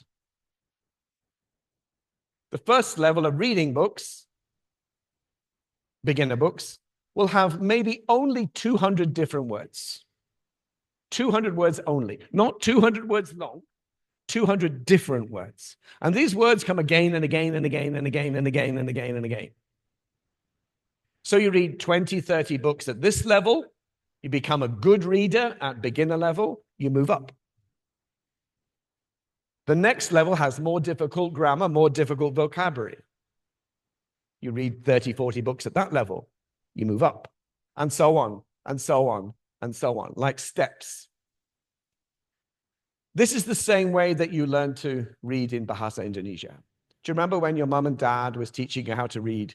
You had very easy books, maybe pictures only, right? Very simple stories. And later you were able to read stories with no pictures. Same design. Eventually, you'll end up reading native materials, Dan Brown or Harry Potter. We don't start here. We slowly progress up. So how do these books work? How are they designed? Well, they're designed in a very special way to help language learning. How are they written? So if this is our course book, right? The course book is great. It will introduce the new words. It will introduce the new grammar. It will not build depth of knowledge. Introduction only. Hello, nice to meet you. That's all they do. So if I want to get to know you really well, it's not just, hello, my name's Rob. I need to know, we need to spend time together, maybe go to a cafe, go to her house, and she tells me her troubles and da-da-da-da-da, right? We chat together, we enjoy playing games together, da-da-da. I'll get to know her deeply. Deep friendship. And we need this deep friendship with words and grammar too. But the textbook is just that, hello, I'm sure you've been to a party. Lots of people, new people in the room. Hello, hello, hello, hello, hello. Do you remember everybody's name? No. You remember some people, maybe the handsome guy you'll remember, right? But the other people you forget. And they'll say, hello, nice to meet you, Rob. I'm like, did we meet already? Right? Right? So it's only the introduction stage. So the level 1 books, very important. They have only this grammar and vocabulary, be verb and simple present tense, not present continuous, not past tense, not can and will and whatever. Too soon. We want to deepen and strengthen this knowledge first and get really good at it. Then we move to level 2. Now, these level 2 books have different grammar and vocabulary, plus the old grammar and vocabulary. Level 3, new grammar and vocabulary, deepen, plus deepen all the old stuff. So you notice here there's a system. Do you remember? What's this called? Did you forget? It's called the forgetting curve. These books are fighting the forgetting curve because the language comes again and again and again and again and again and again and again, right? Systematically fighting the forgetting curve. So at the very easiest level, the books may only have one sentence. The next level, maybe there's a paragraph. But notice, only present tense. No past tense, no, too soon, right? Only present tenses, right? No past tense, That's level 3. Next one, we have longer paragraphs, 2-part sentences, past tense, maybe a couple of passives, maybe a present perfect in there. We move up, they become more difficult, right? Harder grammar, harder vocabulary, fewer pictures, until eventually you don't need pictures. So these books are systematically designed to support your course book. That's what they do. They are the missing piece of the puzzle. The missing piece of the puzzle. These books are designed to deepen and strengthen what you do in your classes. You may say to me, okay, I think so. Sorry, I don't have time in my class. Sorry. Where are your students going to meet lots and lots of language? Where are your students going to see the words again and again and again and again and again? You can say, no, thank you, extensive reading. No time, no money, no interest. But your students will be stuck and you're killing their motivation. Your choice. You can choose to help them or you can choose not to help them. So another name for graded readers is language learner literature. They're simplified, but the language is natural.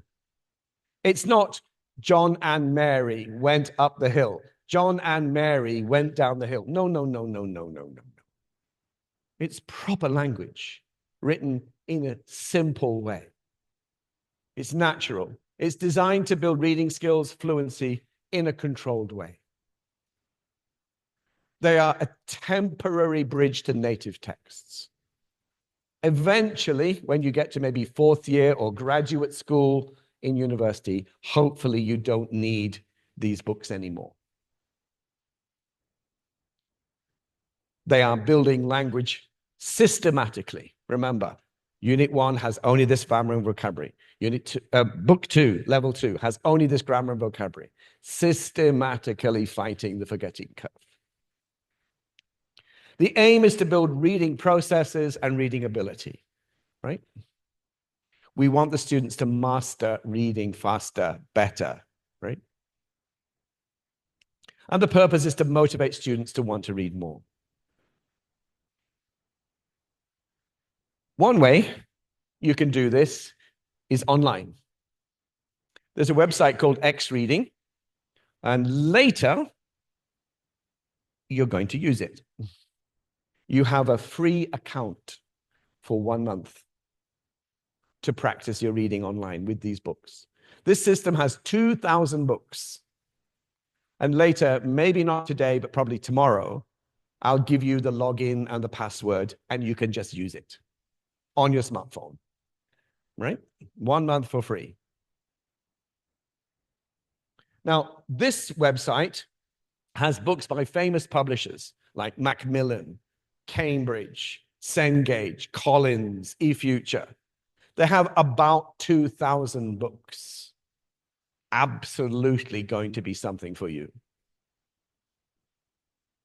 There's a lot of different features, and we'll look at this tomorrow, probably tomorrow, I think. I don't think we have time today. Maybe we have some time today. There's another so here's a question for you. How much language do students need to meet to become advanced level? How many total words? 100,000, 50,000, 200,000, 500,000, or 1 million words? If you want to get to advanced level English, you need a lot of experience with English. How many total words do you think you need? Have a guess. A, B, C, D, E. Talk to a friend. I'll give you a hint. It's not A. How much language experience do you need to get to advanced level? Talk to someone. What do you think? A, B, C, or D, or E?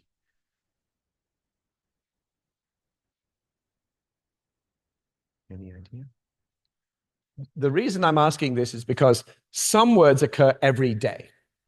Go, come, have, send, right? They're everyday words. Some words you meet once a week. Some words you meet once a month, right?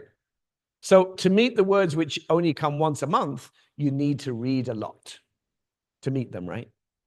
So if you do the math about how frequently a word occurs and how many times you need to meet a word to learn it, which is about 10 times. You need to meet a word 10 times over a long time before it stays in your head. Okay, so what's the total? Anybody? Who says B? Okay, who says C? D? E? People not voting.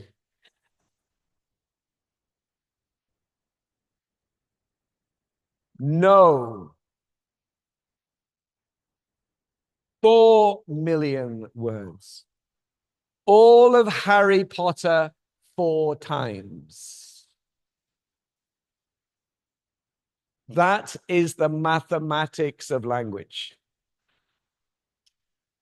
Because some words come again all the time. You'll meet the be verb hundreds of times a day. You'll meet the word accept maybe once every 2 days, right? You'll meet the word bombastic maybe once every 6 months, right?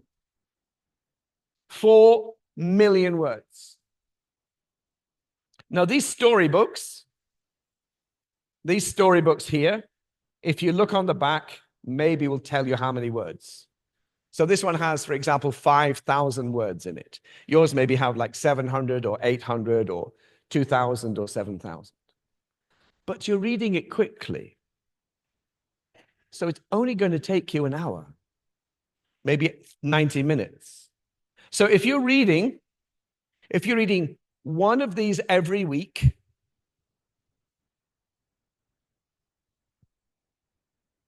and you look at how many words are in a typical course book, it's 5,000 or 10,000 words. So 2 of these books, which will take you 2 hours, is the same as 1 year of a course book. 2 hours, 1 year. And this is why when students do extensive reading, their grammar and their vocabulary knowledge, there's a lot of evidence to show that students who do the course book plus extensive reading do better on tests than students who only do the course book. Lots of evidence. I can point you to 200, 300 studies. The evidence is really strong. But most schools in Indonesia are not doing it.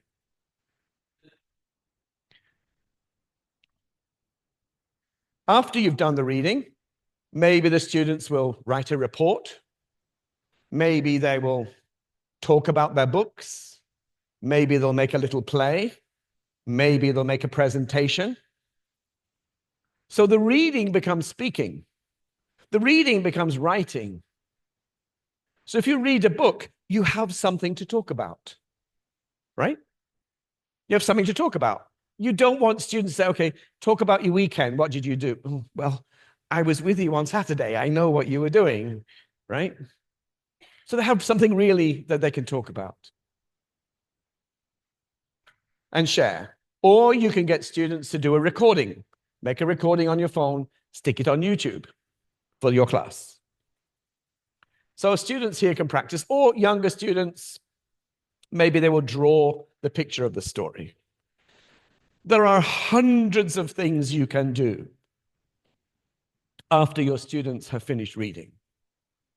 You can do all kinds of different things. You can do play games with them, but you have to transfer the reading into writing, transfer the reading into speaking, therefore listening.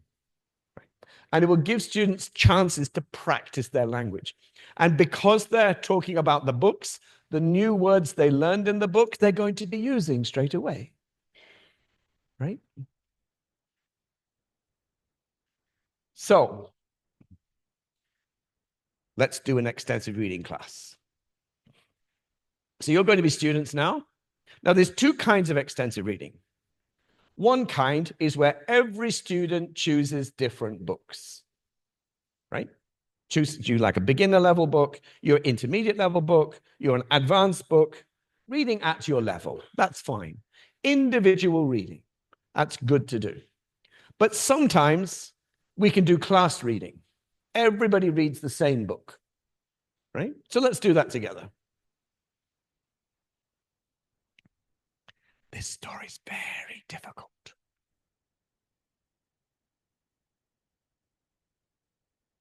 The children were outside. They were playing football.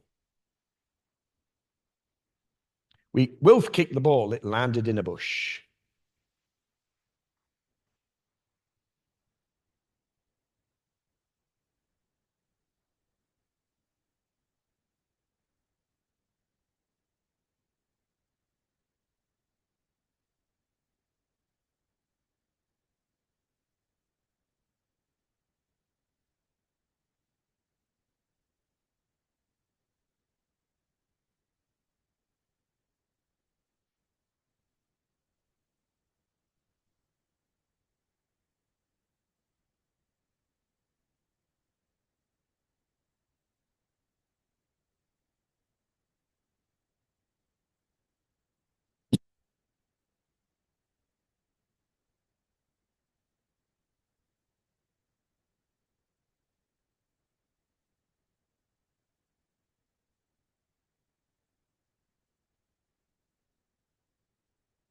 Notice that some patterns are coming again and again. It's important. It's important, right? Patterns are coming again. Notice it's a lot of who, what, who, what.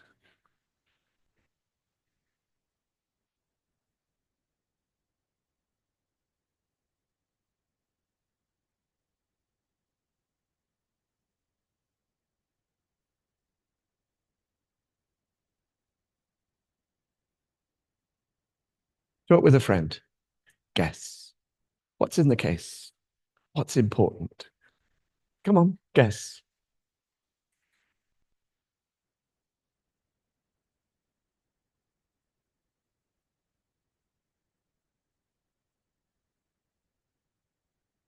Can anybody guess? What do you think? A certificate, maybe, yeah? All right, what do you think?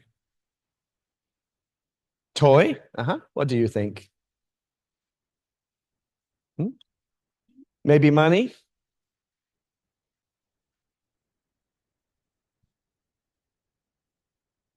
Right? So this of course is for very young learners, right? But the point is you're reading the story together. It's very simple. You don't need your dictionary. And at the end, there's something you can talk about. And hopefully you're going to laugh. When do your students laugh about the text in their course book? Never. Right? So it's fun. And you read quickly. Finish the whole book, 1 minute, 2 minutes. Where's the next book? So this is another story. This story is called Bad Dog, Good Dog. Now, this is my story. I wrote this book. Okay? And that is my dog. So when I was writing this book, my daughter said, Daddy, I want you to put Dingo, my dog, into this story. So Dingo the dog is my dog. Unfortunately, he died a few years ago. But anyway, Dingo the dog. So the story's Bad Dog, Good Dog. Why do you think it's Bad Dog, Good Dog? Guess. Come on, talk together. Guess why it's called Bad Dog, Good Dog. Talk together.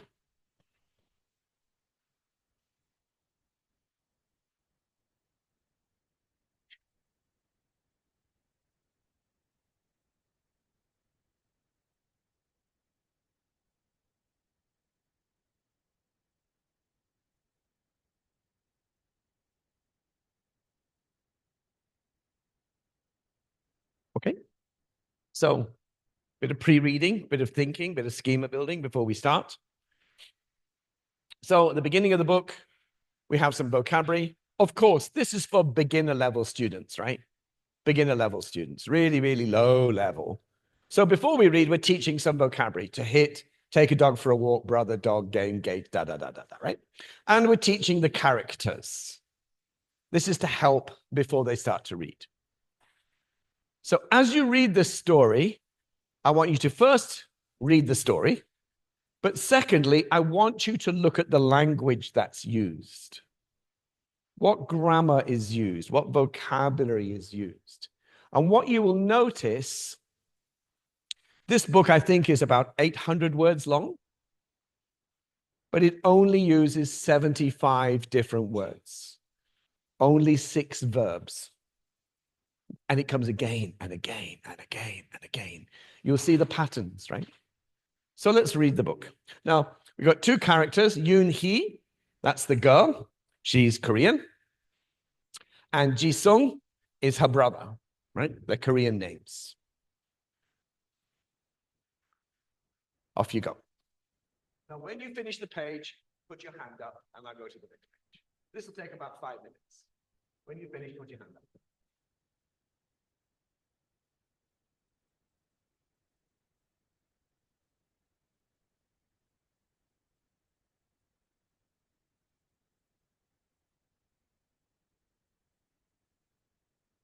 When you finish, put your hand up. Then I can go to the next page. Okay. Some people not hands up yet. Yeah. Okay, ready? Next page.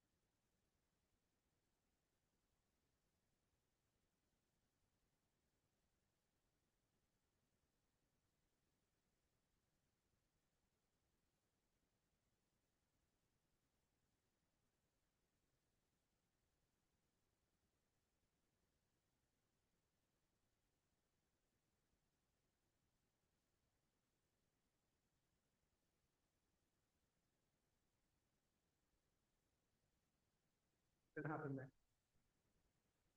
Should be easy, right?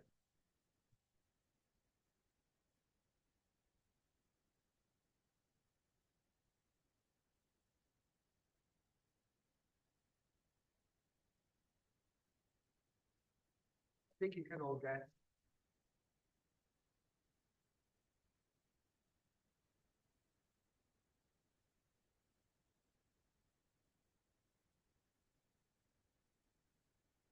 Bad dog, good dog.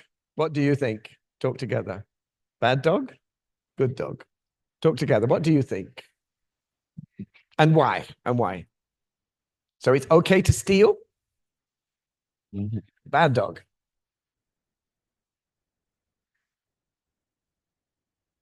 You and he? Yes. Yes, it's you and his meat, right? So is it okay to steal? Right? Is it okay to give food to your children? Yes. Is he a good dog or a bad dog? So the point here is that we can debate this. So it leads to a real life situation.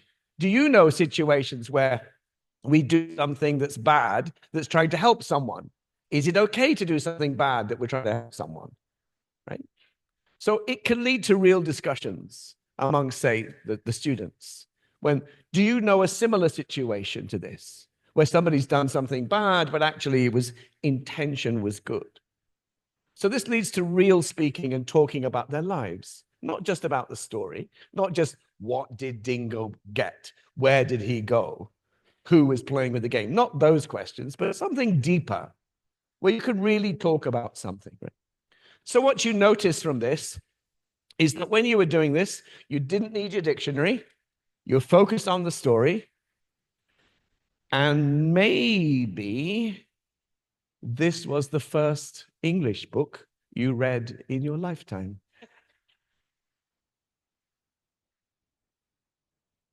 Right? Only 1 in 1,000 is an avid reader, right? So this is a very basic introduction to what an extensive reading class is. As class reading, this is all students reading the same book. Now, I didn't teach you any words. I didn't test you on the grammar. I didn't give you lots of comprehension questions. I just wanted you to understand the story, right? That's all. Read for fluency, read for fun. Right? That's all I'm trying to do. Now, was the language easy for you? Mm-hmm. So think about, say, when you were in middle school, junior high school. Did you have enough English to read this? Maybe not. Maybe in high school, you have enough English to start reading this. Maybe you read slowly, right? But probably because of the pictures, you can probably understand some of the story. And this gives students a confidence to know that they can actually read something and actually understand the story, right? Now, I've been watching you this last hour or two. Before we started, I gave you a book, right? 4 of you in this classroom are reading your book, not listening to me. That is the power of extensive reading. Yeah. I don't mind you not listening to me. If you're reading a storybook, I'm happy with that. That's my goal, right? But so often when I go to my class in my university, my rule is before I go into class, all the students are already reading. There is silence in the classroom when Wearing Sensei goes in the classroom. And I let them read for about 5 minutes because I, need to take attendance and I need to give back homework and I need to set up my computer. It takes 5 minutes or so, right? So during that time, the students are reading silently. And then we get on with our normal class. But when I say, okay, girls, it's a women's university. Okay, girls, put your books down. Put your books down. Let's now start using your textbook. So the students are reading. I say, put your book down. Put your book down. Put your book down here. Students never do this with a course book, right? So if we can engage students emotionally in these stories, you get them to think and help their critical thinking. You get to build language, you get to practice, you get to enjoy the story. It's a cute story. It's not for adult advanced learners. This is for younger learners, right? Now, there are other books at different levels. So when you were doing that extensive reading with me, you were reading fluently, you didn't need a dictionary, you focused on the story, meaning-focused input. You didn't look at the grammar and vocabulary. After the reading, you extended the reading because you were talking about it. What happened? Do you agree? Was the dog good or bad? So we call that skill transfer. The reading became listening, reading became speaking. You are free to give your own opinions. There's no correct answer. The textbook has often correct answers. So students, it's okay to have different opinions. And you are doing what we naturally do when you read in life. So if you find a book that you like, you talk to your mum, you talk to your husband. Oh, I read this book yesterday. It's really good. Oh, what's it about? Tell me, right? So this is mirroring what we do in our normal daily life, but with easy language.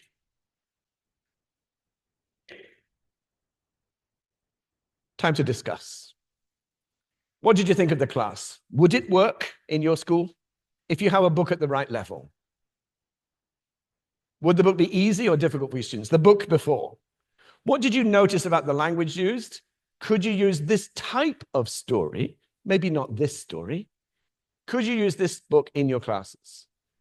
And what do you foresee that might stop you from doing this kind of reading? So about 5 minutes or so, please, with a partner, discuss this book and this activity. Is it something you could do as a student? Is it something you want to do as a student? Is this something you could introduce to your classes as a teacher? Right? What would be the problems of trying to introduce? Except, of course, buying books, right? So please talk together. About 5 minutes. Off you go.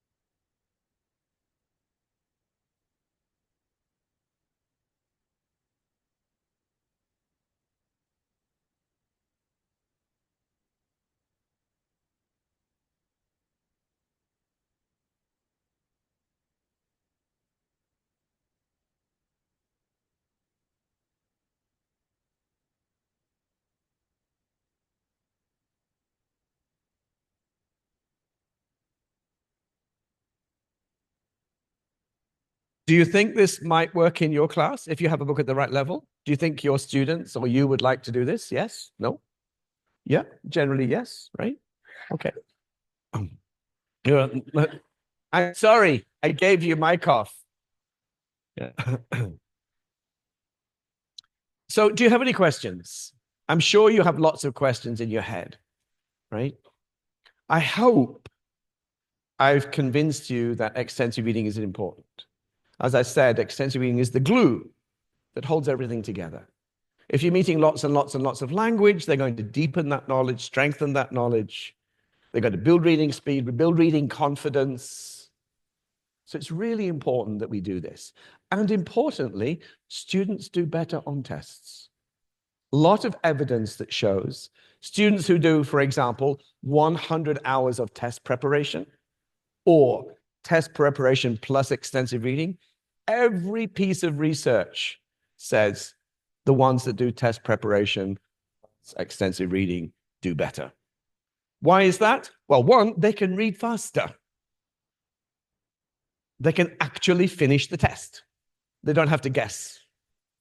They're also reading differently.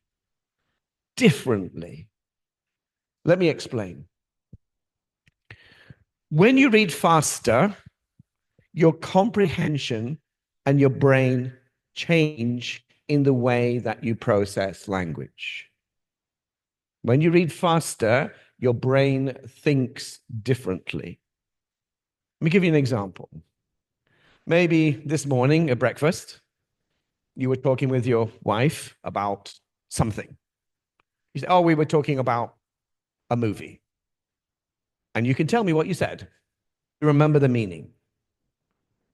If I say to you, which words did your wife use? You can't remember. We don't remember words, we remember meanings, right? So when you're reading slowly, word by word by word by word by word, your brain is full, your memory is full. When you read faster, your eye moves differently. When you read slowly, your eye is word, word, word, word, word, word, word. When you read faster, you see groups of words.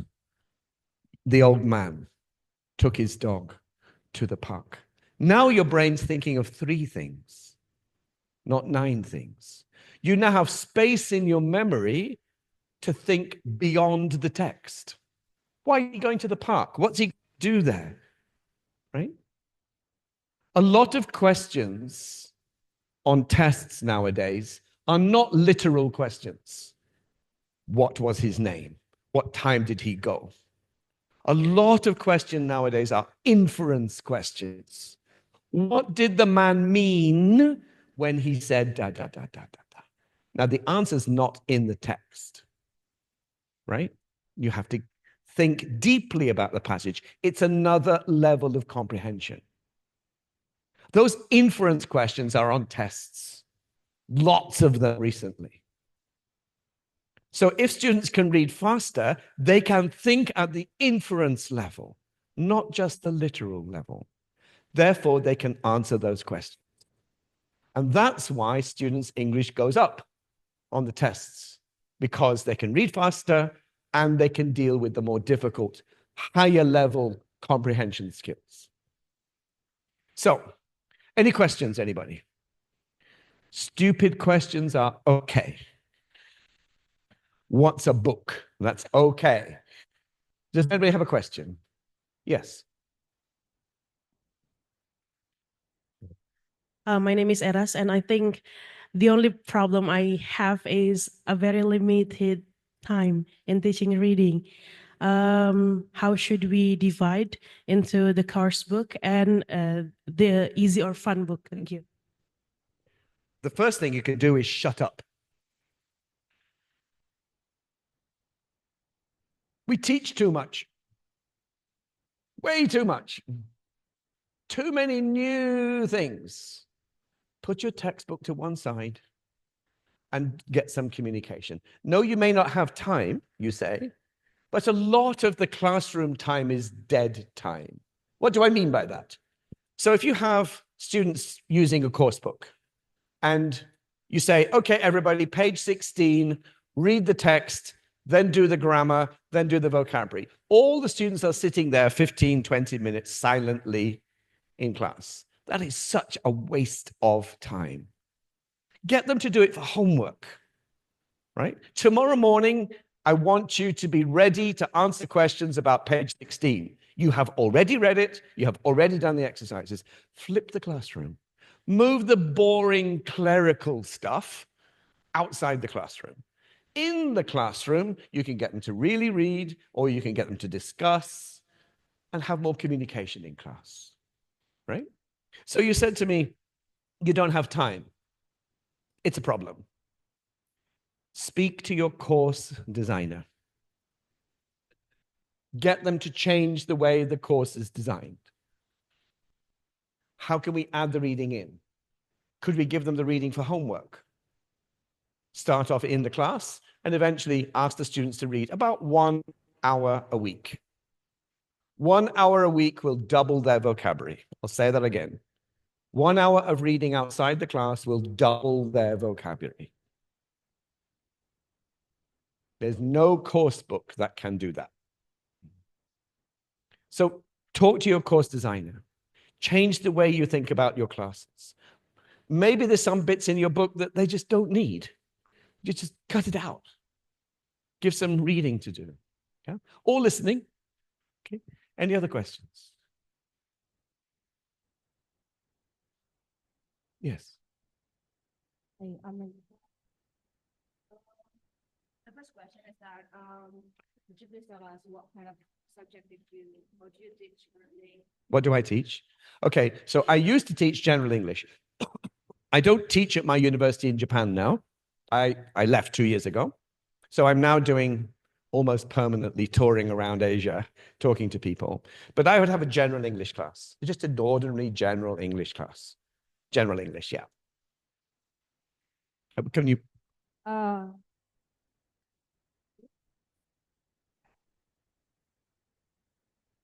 Check. Okay, so here in our English department, we have extensive reading class. So what do you think about it? Since I mean,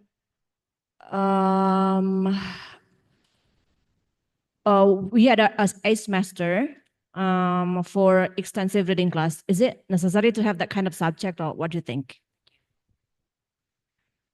The question is it necessary to have extensive reading? It's more than necessary. More than necessary. Because you can say to me, I don't want to do extensive reading. Fine. Your students will not build depth of knowledge. Your students will stay forgetting most of the stuff that they learn. They will probably be demotivated. They will never deepen their knowledge. They probably will never get to love English. So the price of not doing it is too high. So it's absolutely necessary students get this meaning-focused input. It doesn't have to be reading, it could be listening. But they also need chances to speak and to write so that they can try to experiment with their knowledge. It is the cornerstone of language learning. How did you learn Bahasa Indonesia? Communicate by listening. Nobody gave you a grammar book, right? You didn't get a grammar book when you were learning Bahasa Indonesia. You just practiced and practiced and practiced and practiced, right? So it's more than necessary. It's the missing piece of the puzzle. At the beginning of this session, I said there's something that 99% of students don't do in Indonesia, and it's this. It's missing. So absolutely necessary. If you need to maybe change your curriculum, speak to the course designer, get it into the curriculum in some way. Yeah.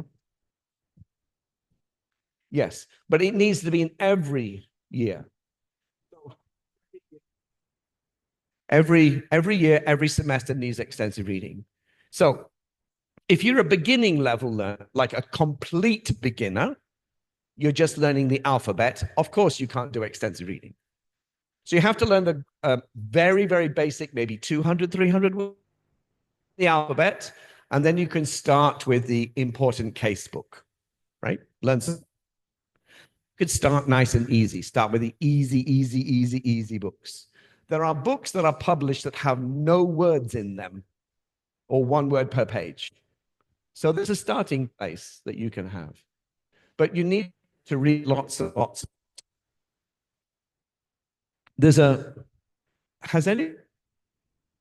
Hello, maybe here. Has anybody, Tokyo in Japan, anybody?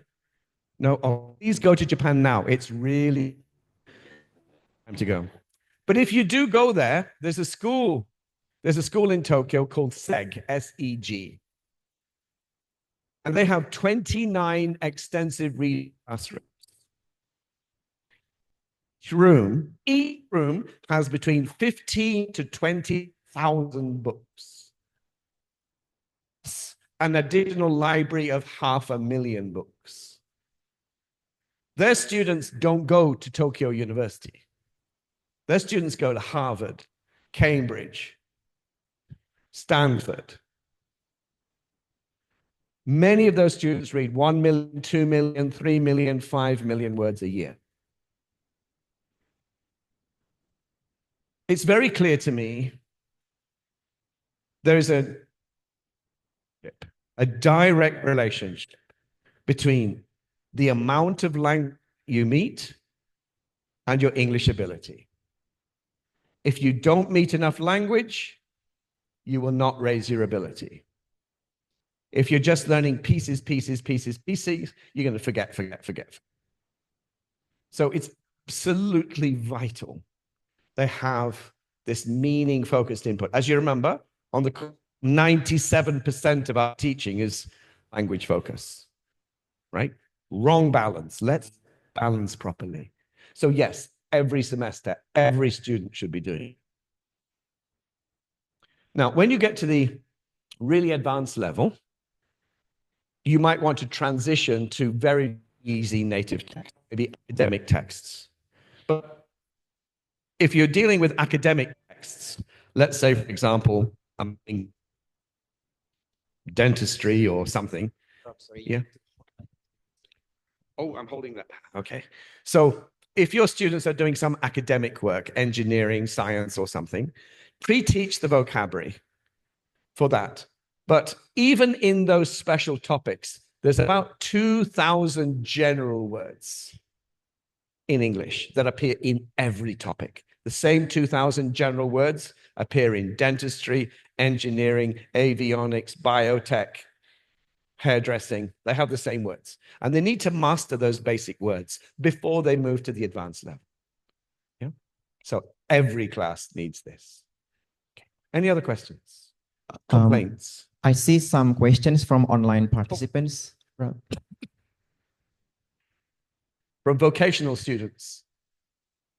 Do not like to read or, of course, to write. Okay. Let me look at this. We often hear that students don't like to read. They love to read. They will read all day long. They don't like to read boring stuff like course books, right? If you give them something boring, of course you're going to kill their love of reading. If you give them something interesting and motivating and something they can talk about, maybe they will start to love reading. So the problem very often in language education is that we say, oh, my students, they're no good. Oh, my students, they're so demotivated. You know, they're so demotivated. They don't work hard. We need to stop blaming the student. If the text is too hard, it's not a student problem. It's a teacher problem. The text is too difficult. Stop it. Find something easier. So instead of saying, oh, my students are so demotivated, they're not motivated. Wrong thing to say. The question is, what did we do to kill motivation? We're giving the wrong text, too much of grammar or too much of vocabulary, not enough real practice. Often, the things we do in classroom, without thinking about it, are creating an environment where students will hate English. Yeah. I want to share something with you. I didn't actually plan to put this into my session, but let's take a break for 2 minutes. I want to show you something.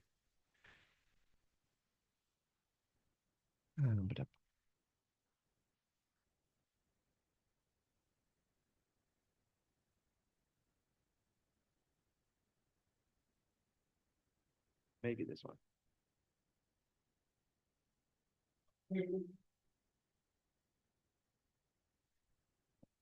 Oops.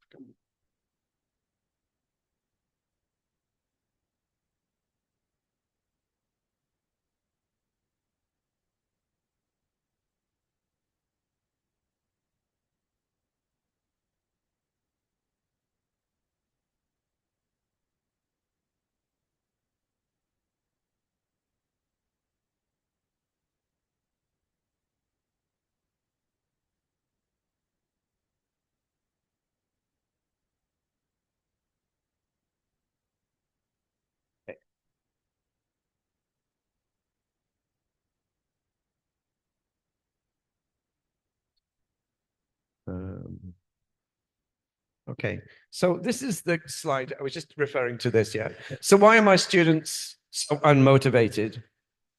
Well, one reason is to say, oh, they don't work hard enough.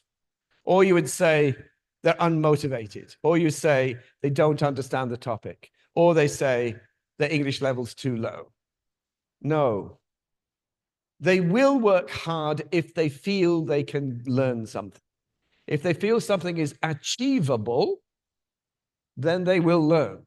If they feel this is way too difficult, of course they'll give up. They say they're unmotivated. No, very often they've chosen your course. They want to learn from you. That's why they register for your course. They don't understand the topic. No, we did not prepare them enough before they read something difficult. English level's too low. No, the text is too difficult. It's a teacher problem, not a learner problem.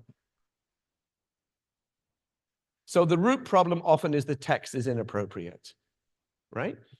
So we need to stop blaming the student. We need to look at ourselves. If your students are struggling with English, that's your problem. You need to fix it. Yes? So don't ask, why are my students so unmotivated? What did we do to demotivate them? We have to think about ourselves. It's too easy to blame the student for our failure. So, the other day, I had a bit of fun. And I went to ChatGPT. You know ChatGPT? I asked it, how would you design a course to guarantee students become demotivated and hate English? Right?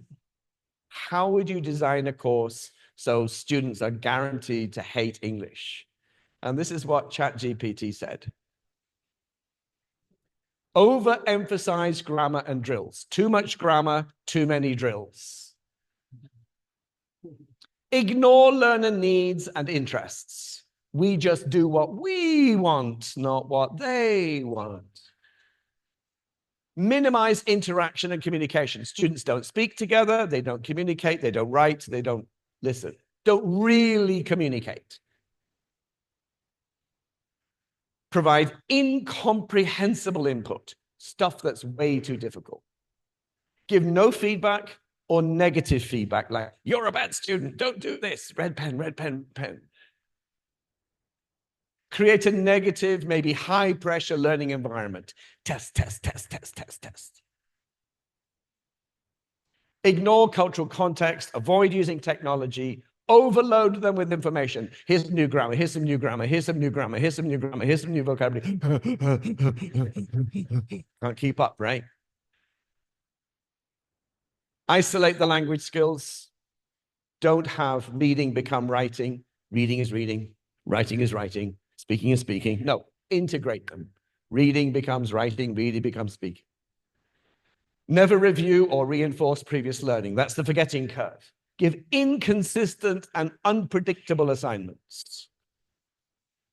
No real-world learning application and high-stakes testing only. Right? I can see you smiling a little bit. I think there's a little bit of truth in this, right? Now, I'm sorry to be so hard, but I really care. I want us to do better. I think as an industry, we spend way too much time teaching. Sometimes you just need to shut up. Just let the students learn. You have to remember, our goal is not to teach. That's not what teachers do. Our goal is to help students learn. And if we're at the front all the time, teaching, you're not doing the right thing because you're focused on yourself. You're not focused on the students. What do the students need? What do I need next? What do they need? How can I help them? Rather than, how do I do my lesson plan? How do I teach this grammar properly? Wrong focus. How can I teach this grammar so they understand? How can I teach this vocabulary to make sure they have long-term learning? Not just, here's some words, do a test, thank you. Right? So if a book is too difficult,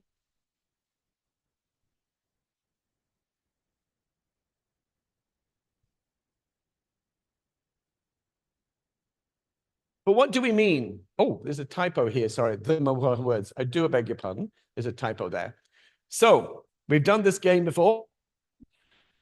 What percentage of the words in the text should students already know that they can read comfortably? So what percentage of the words in the text do they need to already know? They don't need a dictionary. They can just read. Is it 60, 70, 80, 90, or 95? What do you think?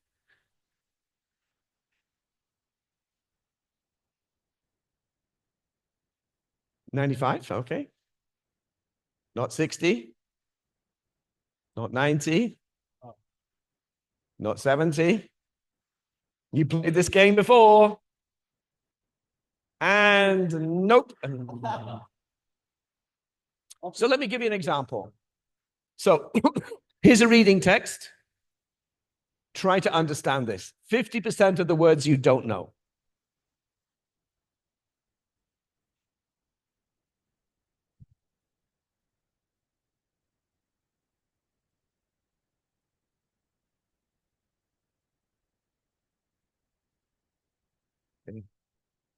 So, Yusuf, in your own words, please explain to me what this text means. 90%. Yeah. Impossible. We have a special name for this. It's called reading pain.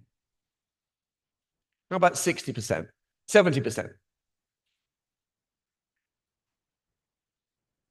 Easy?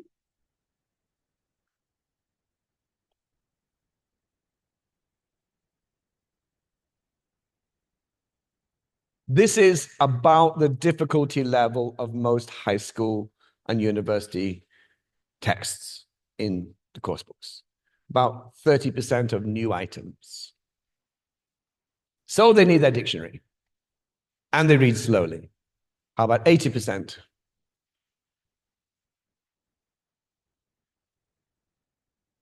Can you guess the meanings? Maybe. You might be able to say, oh, I think it's an adjective. Is it positive, negative? I don't know. Would you like to take a test now? That's what we do to our students.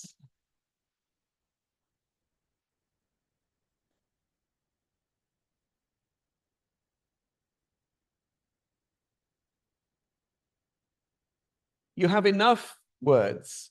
Maybe you can guess what the other words mean, but you still need to stop. You're reading only about 20 words per minute with this text. Can anybody guess threg? What kind of word is it? Adjective, verb, noun. Okay, give me an idea. Okay, so you're struggling, right? Right? You need a dictionary, right? Okay, so even 95% is too difficult. You can't read fluently. Not like you were reading The Important Case. Not like you were reading about Bad Dog, Good Dog, right? 98%, 2 words. Maybe now you could answer some comprehension questions. Maybe you can guess, but it's not clear, right? So this is probably a verb, crandles, swote, and then we have noun style. That's probably an adjective, right? And that's actually the words antique. Yeah. Did you guess antique? No. Right. So this is really important when you're choosing extensive reading text for your students. If you don't want them to use a dictionary, then then they have to be really high understanding. Then they will read quickly, then they'll read smoothly. And then they'll be able to read at the idea level, not at the word level. So we need silent reading time. You now have a book in front of you. You have a book, yes? Right? Please read it for a few minutes. Now, tomorrow, I want you to talk about your book. Yeah? So I want you to start reading it today. Tomorrow, you're going to find the book again. And I want you to talk about this book tomorrow with your student, with other people in the room. Yeah? Okay? So actually, maybe it'd be easier if everybody reads this one. So change your plan. Can you please give back the book? Pass the book to the end. Thank you. Check it out. Yeah. And can we pass out these books? Everybody has one already? Do you have one already?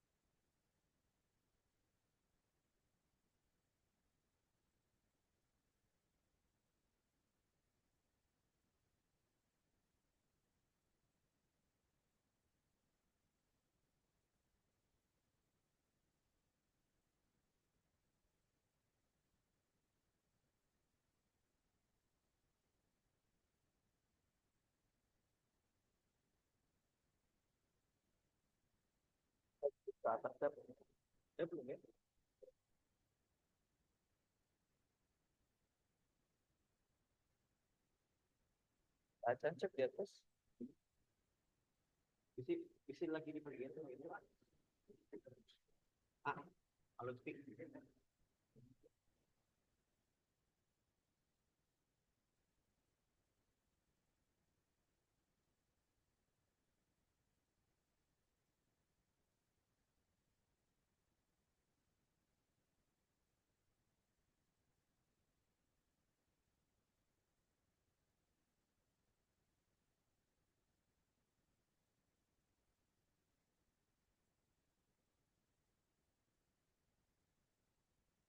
Okay, so this is now my extensive reading class, right?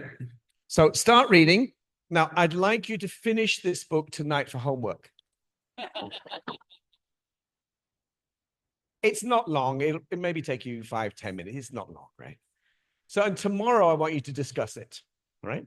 That's your task, right? So please, we have silent reading time now. Zip it. Just phones.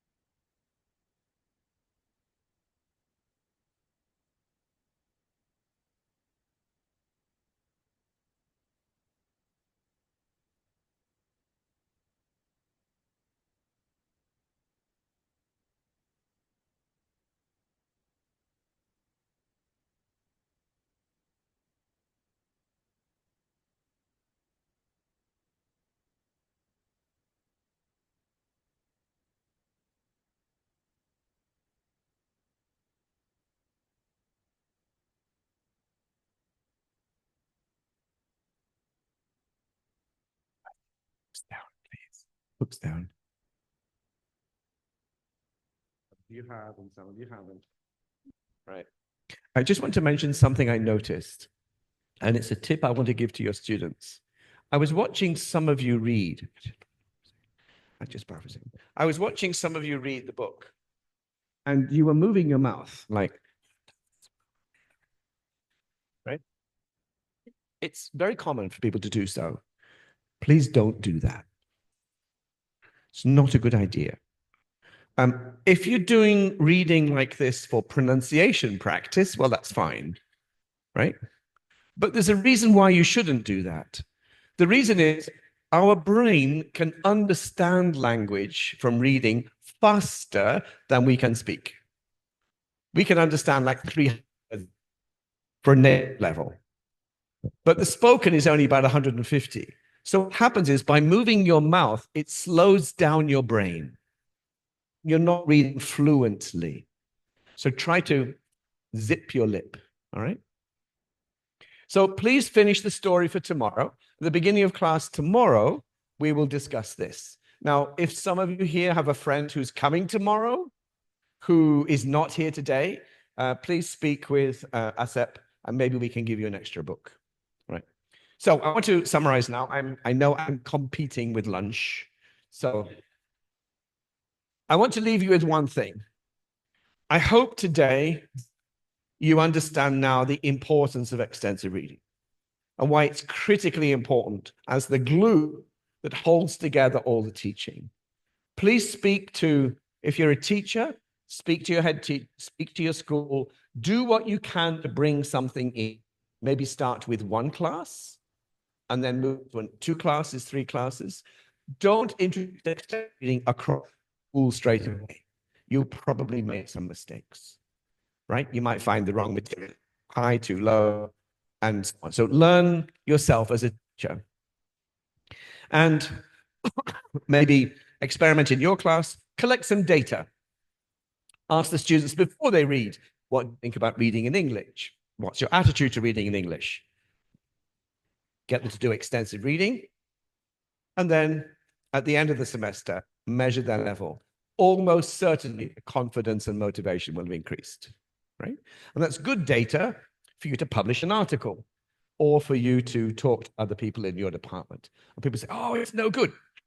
Evidence, right? So please try a little bit. Try with, if you have children, buy some books at your children's level. Just try and read them. Don't go teaching every word, right? You need to shut up. Just let them read a little bit, right? So, pardon me. Today I had an aim. My aim today was to help you understand about extensive reading. But I know that in this room, the 100 people here, and maybe people online, some of you have been listening to me today, and you say, thank you for the lecture, but you don't really Indonesia. Indonesia's different. We do things differently in Indonesia. And 10% of you will be thinking about this. Let's continue with traditional English. About 20% of you will be thinking, okay, that makes sense. I think maybe I should be doing extensive reading at some point. You go outside and you see your box for lunch and poof, everything's forgotten. Forgetting curve. For some people, you don't feel extensive reading is for you. Some people's identity as a teacher is, I have to stand at the board and teach something. Remember, in extensive reading, there's no textbook to teach. There's no test to give. No lesson plans. No homework to mark. Extensive reading is a busy teacher's best friend. All you need to do is build the library, show the books to the teacher, to the students, and they will read. And they're learning. You don't have to do anything. If you're a lazy teacher, it's your best friend too. Yeah. But actually, in the class, you do need to be doing something. So I'm going to be talking about how do you implement this? How do you build a library? How do you organize a library? How do you introduce extensive reading? How do you get them motivated? This is what we're going to do tomorrow. Okay. So the last thing I want to say is I hope with this lecture, you understand the need for extensive reading, probably better than you did before. But my aim today was to not get you to start an extensive reading program if you're a teacher, not to get you to an extensive reading program tomorrow, because starting a program takes time. You have to fit it in the curriculum. You have to speak to the other teachers. You need to find a library, a place to put the books. You need to get the books. You need some money. It's going to take some time. Unless you do digital. So tomorrow, I'm going to introduce you to 2 websites where you can do extensive reading with your students. And you don't need to build a book library. You can start tomorrow because the digital library already does that for you. We have the books, tracks the books. It knows which students are reading books. It keeps a record of readings, blah, blah, blah, blah, blah. All of that administration work it does. But my goal today was to not get you to start an extensive reading program because I know it's going to take time. My goal today is very simple. My goal is to make you feel guilty. If today you feel, I really should be doing some extended reading, extended students. And maybe next time you go to a conference, you'll listen a bit more carefully. Maybe you might get some books and try it with some of your favorite students. It's a long process. It took 20 years in Japan to get most schools having some kind of extensive reading program. It took a long time. It's going to take time here too. Because some teachers' identity, I need to teach. They feel uncomfortable allowing the students they like, how do I test their comprehension? How do I know what they're reading? Panic, panic, panic, panic. I need to control, need to control, need to control. Tomorrow, I'll show you some ways you can let go and help them with learning, okay? So if you feel guilty, my mission has been accomplished today. Thank you. See you tomorrow. Okay. Thank you so much, Rob, for really, really amazing session with us. Are you feeling guilty? Okay. So this is the end of our session for day 1. So I'd like to a little bit have some wrap up of what we have done today. So yeah, we have talked about some things such as current theme of what is the curriculum, current curriculum condition, like in Indonesia and some Asian countries. And we kind of locating where is the extensive reading and how, what is that, what is extensive reading, what are the examples of the extensive reading activities such as graded readers, and also we do some practices on what reading done in a room. And then tomorrow we are going to discuss more about it, how to implement extensive reading from the teacher's perspective, using some online resources. So thank you so much for your coming in day 1, and then we are looking for meeting you again next day. I mean tomorrow. So the next agenda is lunch, but we don't cover for your lunch, so by yourself. Okay. So thank you so much. Wassalamualaikum warahmatullahi wabarakatuh.